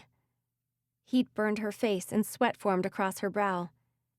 When she looked up again, the mesh-like layer was starting to glow red instead of gold, and tiny patches here and there seemed to be disappearing like paper held over a flame. Dex! Alyssa shouted. Jeez! She shook her hand repeatedly. Something just got through. Why isn't the barrier holding up? Because there's a damn inferno on the other side of it, Dex yelled back. Elle gritted her teeth as the heat began to reach an unbearable level. But just as she thought her skin might be about to blister, the flames vanished, and the four of them raced into the cool air between the trees on the other side of the clearing. We did it, Dex gasped as they all slowed. He bent over and pressed his palms to his knees, his back rising and falling rapidly. You did it, Elle corrected, her chest heaving as she rubbed his arm.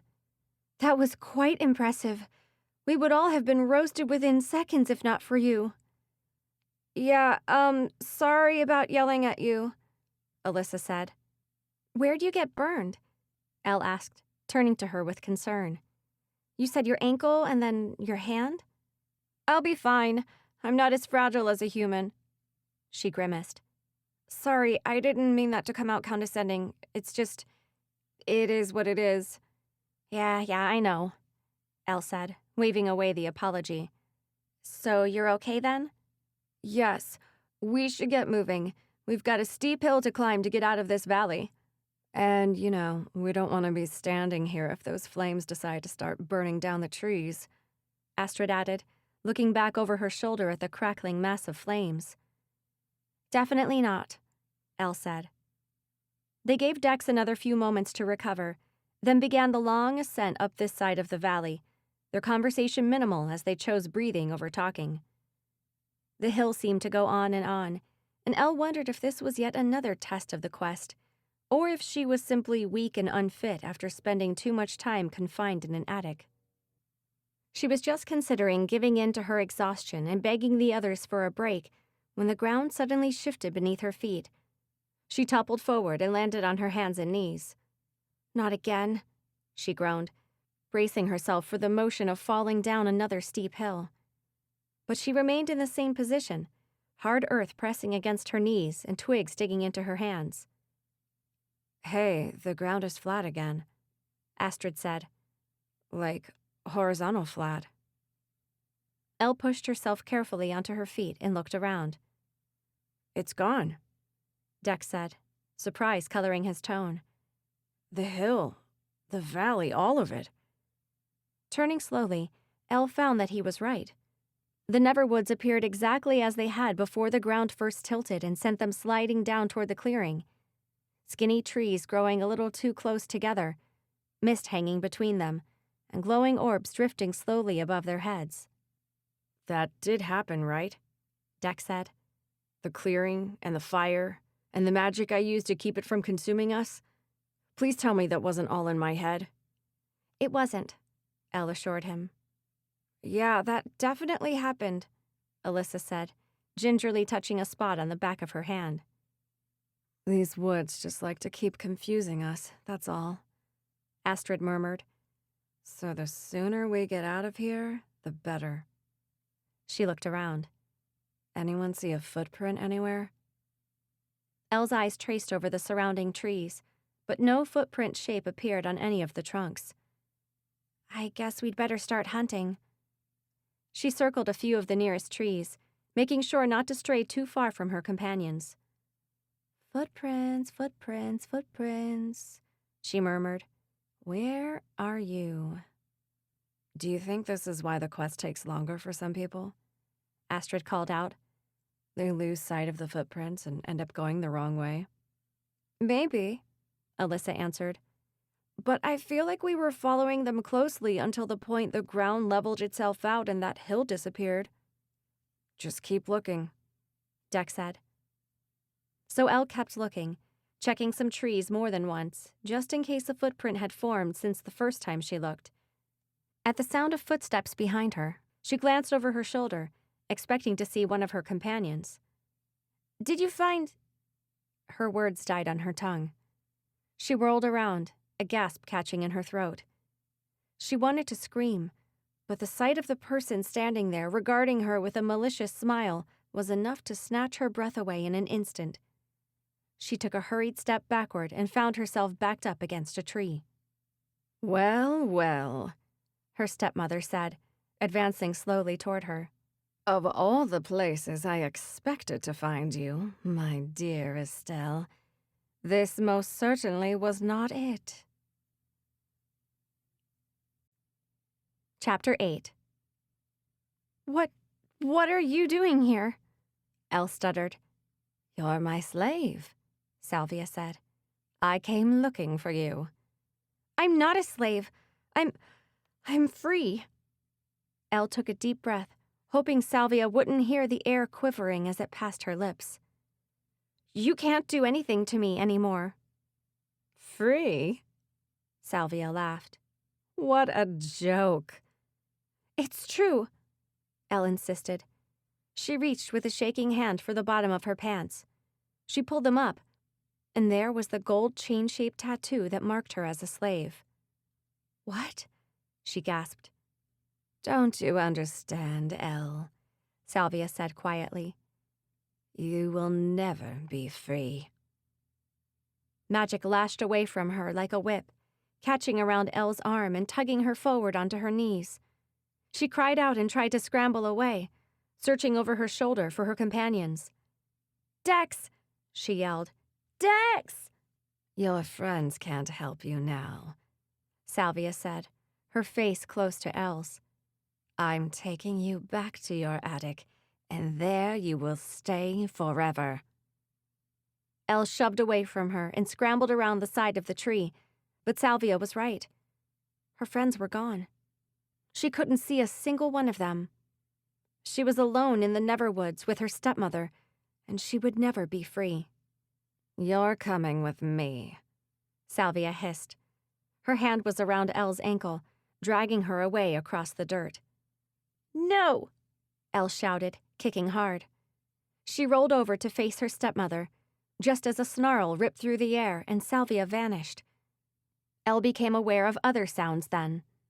Someone screaming, and Dex shouting out for her, and a terrible growling, ripping sound. She scrambled onto her hands and knees before pushing herself up and stumbling around the side of the tree. And there were Dex and Alyssa, backed up against another 2 trees, and a wolf. A wolf. "Astrid?" Elle whispered, too stunned to take another step. The wolf's jaws were clamped around something white and wispy, a creature appearing to be made of dense mist. As the wolf tossed her head from side to side, silver droplets sprayed from the mist creature across the forest floor. After another few moments and one final shake, she let go of the mist. It hung motionless in the air, dripping silver liquid onto the ground. The wolf moved back, shuddered, twisted, and began to change shape. Elle hurried to Dex's side and grabbed his hand. She hung on tightly, her other hand over her mouth as she watched the wolf transform into Astrid. In human form, Astrid shuffled on hands and knees to the nearest tree, collapsed against it, and let her eyelids slide shut. What just happened?" Elle asked. Astrid opened her eyes. "What did you see?" she asked. "Before I became a wolf, before I attacked, did you see something or someone you're afraid of?" Elle paused before answering. "Yes, my stepmother." Astrid looked at Dex. He nodded. "I saw someone."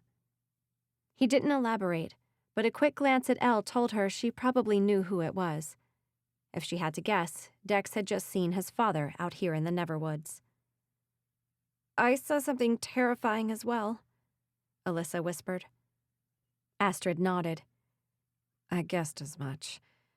The person I saw, it was the man who turned me." "You weren't born a shifter?" Elle asked. "No, I was born human. But there was this wolf."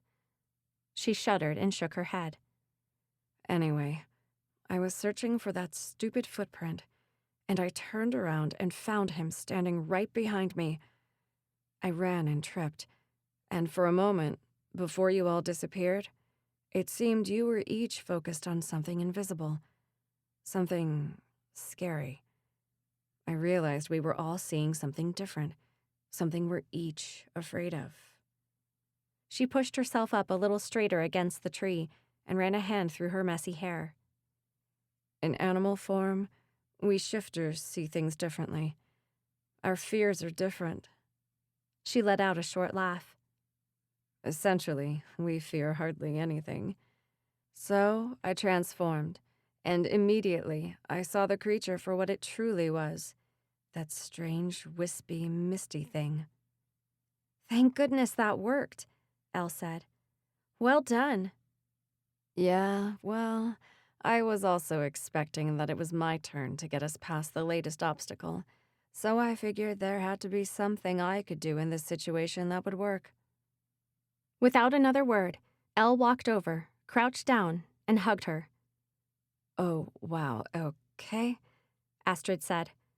"We're on hugging terms now." She patted Elle's back awkwardly. "Well, you don't seem to like it when I say thank you," Elle said. "So you'll have to accept a hug instead."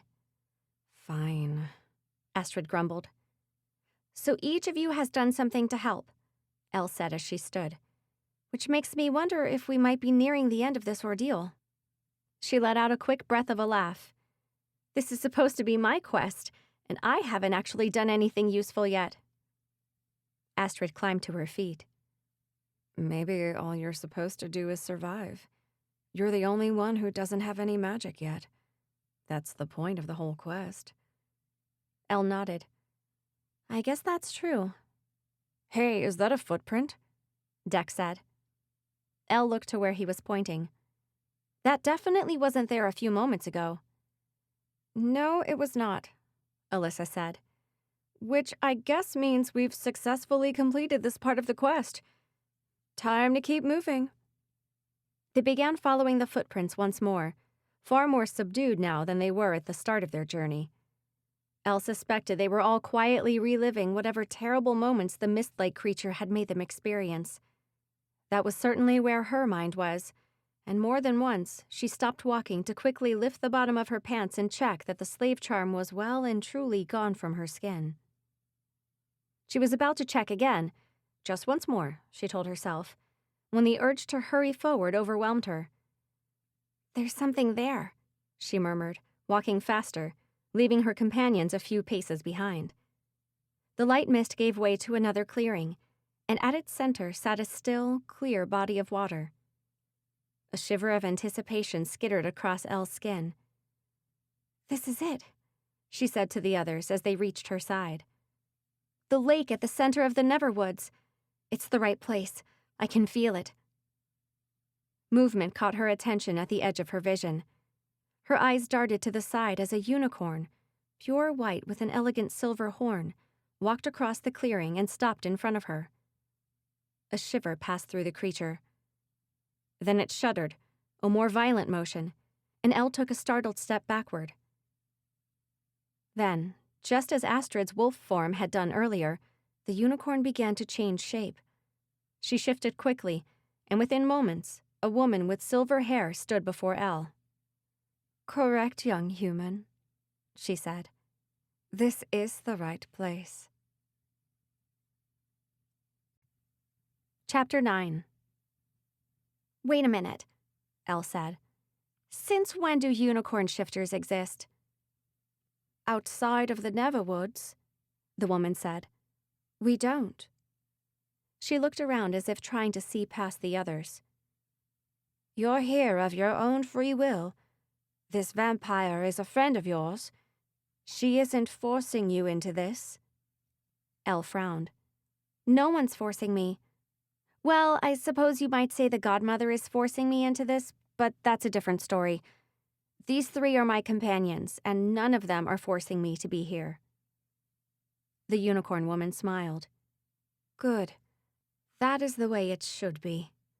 Hang on, Deck said. So when all those abducted humans were forced through this quest just so that vampires could take their magic from them afterwards, you knew about it? The woman's expression turned downcast. I saw it, yes. And you couldn't do anything to stop them? No. I am bound by the quest to direct any human who comes my way. That is my life's task. So you're going to tell me what to do now? Elle asked. Yes. Do you see that boat? She stepped aside, and Elle watched as a boat faded into view at the edge of the lake. Take the boat to the center of the lake. Stand up and reach for the brightest star. Close your hand around the light and take it. Take it? How? Isn't it millions of miles away? Yes and no, the woman said with an enigmatic smile. You'll be able to take hold of it. You'll see. It will form a jewel in your hand. Crack it open and let the magic spill over you. Like a wish? Astrid asked. The woman looked at her. Where do you think the Fae came up with the idea to store wish magic within a gem? So do I do anything else after that? Elle asked. Or is that the end? The quest will be complete when you break the mirror. That action will transport you out of the Neverwoods. There's a mirror? You'll see it. Elle took a deep breath. Okay. Anything else? The woman smiled once more. This was never a quest that was meant to be completed alone. Elle nodded. I understand. I never would have made it this far on my own. Well then, if you understand that, it should be easy for you to finish the quest. Okay. Elle looked past the woman. She pushed her shoulders back and took one more steadying breath. Time to finish this. She took a step forward, and Dex, Alyssa, and Astrid all slumped to the ground. Wait, what's happening? Elle asked, fear coursing instantly through her body. She crouched beside Dex and shook his arm, but all he did was mumble something unintelligible. What's wrong with them? They're falling asleep, the woman said. If you don't complete the quest soon, they'll never wake up. What? Oh, come on, seriously? Hey, Dex! Elle shook his arm again, but he barely responded. You'd better hurry, young human. This is your moment. You've relied on them to get you this far. Now they have to rely on you to complete the quest and save them. Okay. Elle rose quickly and hurried toward the boat. Get in the boat, row to the middle, take the starlight, she muttered. I can do this. She climbed in carefully, noting that even though the boat rocked gently in the water, no ripples disturbed the lake's surface. This place is so weird, she muttered as she sat and reached for the 2 oars. She'd never rowed a boat before, but she knew what to do, so she clumsily got started. She dipped the oars into the water and pulled. Dip and pull, and soon the boat was sliding through the water away from the lake's edge. Then it stopped. Elle kept rowing, pulling harder with the oars, but the boat remained perfectly still. What in all the stars? She muttered. She paused, looked over the edge of the boat on both sides and behind her. But if there was an obstacle, it was out of sight, beneath the boat. She rowed back a bit, maneuvered past the area where she guessed the obstacle to be, and tried again. But it was like the kind of nightmare where she was trying to run while her feet were stuck in place. No amount of effort moved her forward any further. Ah! With tears of frustration burning her eyes, she dropped the oars into the boat and turned to look at the unicorn shifter. The woman was still standing near the lake, watching Elle in silence. What the hell is the point of all of this? If I get so close to the end, I follow all the instructions, and it doesn't work, she shouted. Did the person who came up with this stupid quest just want to have fun watching other people suffer? The unicorn shifter smiled her infuriating smile. Of course not. The quest is simply a reminder of the way the world should work. And with that, she slipped between the trees and disappeared. That is not helpful, Elle shouted after her. She let out a puff of air, rested her elbows on her knees, and pressed her hands against her cheeks. Come on, think. Just think. There has to be a trick here somewhere. I have to row to the middle, reach for the starlight, crack open the gem, break the mirror, and then we'll all be out of here. The gem comes from the starlight. She turned her gaze to the night sky. And then the mirror. She looked around, then down near her feet in the bottom of the boat. She turned and looked at the small section of boat behind her, but there was no mirror there either. No mirror, no mirror, no mirror. Then her eyes fell on the lake. With no ripples, it formed a perfect glassy surface. Of course, she murmured. That should have been obvious from the start. The lake is the mirror. So I have to break it somehow. She lifted an oar again and poked it into the water, but still the surface refused to be disturbed. I have to break the mirror, she said slowly. Like my actual body? Do I have to jump in? She looked around, but the unicorn woman didn't reappear to answer her. If I jump in and break the surface, then I'll leave the Neverwoods. But I'll be alone? And the others will still be here? She looked toward them, lying motionless on the ground not too far from the water. Which means they should jump into the water with me. this was never a quest that was meant to be completed alone. "So maybe that's why the boat isn't moving," Elle said, grabbing the second oar. "I'm not supposed to be alone." She rowed back to the lake's edge as quickly as she could, then climbed out and began the difficult task of dragging each of her companions toward the boat. "This would be so much easier if I had magic already," she grunted.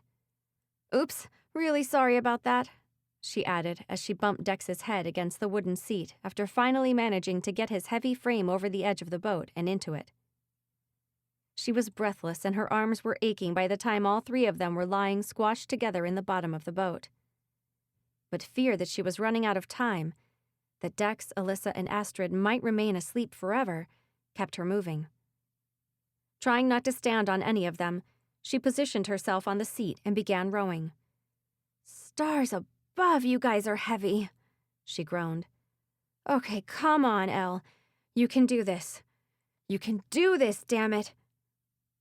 The boat moved achingly slowly through the water, and when she reached the point where she'd first got stuck, she pressed her lips together and held her breath. But the boat kept moving. "Yes!" she shouted out loud. She kept rowing, continually looking toward the far side of the lake and then back toward her starting position, comparing the distance, trying to judge whether she'd reached the middle yet. "Okay, Yes, I think this is it." She lowered the oars into the boat, trying not to hit anyone's face, then patted Dex's arm. He didn't respond. "Just hang in there," she told him. "I'm almost done." Carefully, she stood up, trying not to think of what a tragedy it would be if she fell and broke the surface of the lake before she completed the quest and took magic from a star. "Careful, careful," she whispered as she straightened. She held her arms out to keep herself balanced, then slowly looked up toward the sky. For a moment, she worried that it might be impossible to tell which star was the brightest, but she felt her eyes drawn toward it almost immediately. "Wow," she whispered. It was brighter than any star she'd ever seen from Vale City. Beautiful, magical, the final piece of a puzzle. It felt completely natural to stretch her hand out toward it and wrap her fingers around the light. Something hard formed within her grasp, and with a racing heart, she pulled her hand back and slowly opened her fingers. Upon her palm sat a clear gem with silver light glowing at its center. "Crack the gem," she whispered. "But how?" The Fae generally used a charm to break open a wish, but Elle had never reached the point where she had to consider how she would do it if she ever got her hands on one. She looked around for a hard surface. "May as well try," she muttered, her eyes landing on the boat itself. She sat on the seat and positioned the gem over the edge of the boat, the way she might hold an egg over the edge of a pot, ready to crack it open. She brought it down hard, and the outer casing split. With her heart pounding so hard it hurt, she quickly raised the broken gem above her head. She looked up as the glowing silvery liquid cascaded down over her chin, neck, and chest. There was something so silly about it that for a moment she couldn't help laughing. When all the liquid had fallen, she lowered the empty pieces of the gem to the bottom of the boat near her feet. She wiped her hand over her chin, but it wasn't wet as she'd expected. She peered down at her chest, but there was no silvery liquid there either. "Did it work?" she whispered. Had her body absorbed the star's magic? She leaned one arm on the edge of the boat and looked toward the trees. "Hello?" she called. "How do I know if—" Her words trailed off as her gaze caught on something. Tiny particles of silver coating her fingers and drifting in the air above her hand. It looked for all the world like fairy dust, Elle whispered. But it was silver. And it was hers. Her skin tingled, and she knew without a doubt that the magic came from within her. "Elle?" Dex murmured from somewhere near her feet. "Oh, stars, thank goodness," she said, beaming at him. Then, "Stars! This is why we say stars!" She pointed at the sky, then displayed her hands for him to see. Because of their magic. Holy stars, Dex whispered, pushing himself up so he was sitting. His eyes traced across her fingers, her hands, her arms. You did it.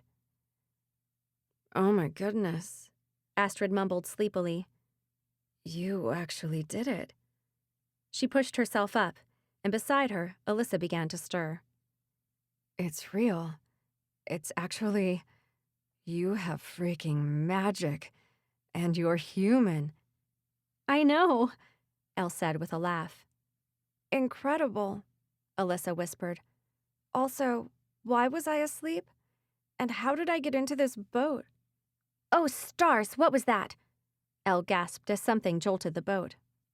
We're sinking? Dex asked, looking around. No, it's the level of the water, Alyssa said, pointing to the bank. Look, you can see it going down. Oh, crap, that's not good. Elle stood while holding onto the side of the boat. We need to jump into the water before it all disappears. I think that's what we need to do. We need to break the surface. Oh, is the water the mirror? Astrid asked. I don't know. I think so. That makes sense, Dex said. I don't see an actual mirror anywhere, and the surface of this lake has been perfectly still since we got here. Okay, so everyone's agreed, Elle said, reaching for Dex's hand. We're jumping? We're jumping, Alyssa said, grabbing Astrid's hand in one of hers and Dex's in the other. Okay, Elle said, her heart thundering wildly once more. Ready? And... now! Chapter 10. When Elle woke up beside a forest of spindly trees, her first thought was that she had dreamed everything that took place within it. But as she pushed herself up, she noticed the silver dust glittering on her hands, and adrenaline raced through her body at the realization that it was real. She had magic. She had no idea what to do with it, but she wasn't too bothered by that part. She could learn. She was free, and she had magic, and nobody had died in the Neverwoods, and life was good. And it would be even better once every other human in the world knew that this quest was possible. Hey, sleepyhead, Dex said, extending a hand toward her. You finally woke up. Oh, whatever, Astrid said, appearing beside him. You regained consciousness like 10 seconds ago. Don't make out like Elle's been sleeping forever. Guys, we actually did it, Elle said as Dex pulled her to her feet. We did it! And survived to tell the tale, Alyssa added with a smile. Well done, a smooth, familiar voice said. Elle's heart kicked into high gear. She barely had to think of it, and shimmering silver dust rushed all the way up her arms. She had no clue how it might protect her, but the Godmother had startled her, and her magic had responded instantly. How could she have forgotten about the woman? Life wasn't good while the Godmother was still a threat. Elle turned to face the white-haired fairy. The Godmother regarded her, a small smile lifting her lips. Magic looks good on you, Elle. I completed the quest, Elle said, just as you asked, but I expect there's some sort of catch now? Some detail I missed that now leaves me forever in your debt somehow? No catch, the Godmother said. I'm here to officially confirm that your price has been paid. Oh, so that's it? I have magic now, and you don't want anything else from me? I don't want anything else from you. She held out her hand. Shall we shake? To symbolize the end of the deal? Oh, do I have to? Yes.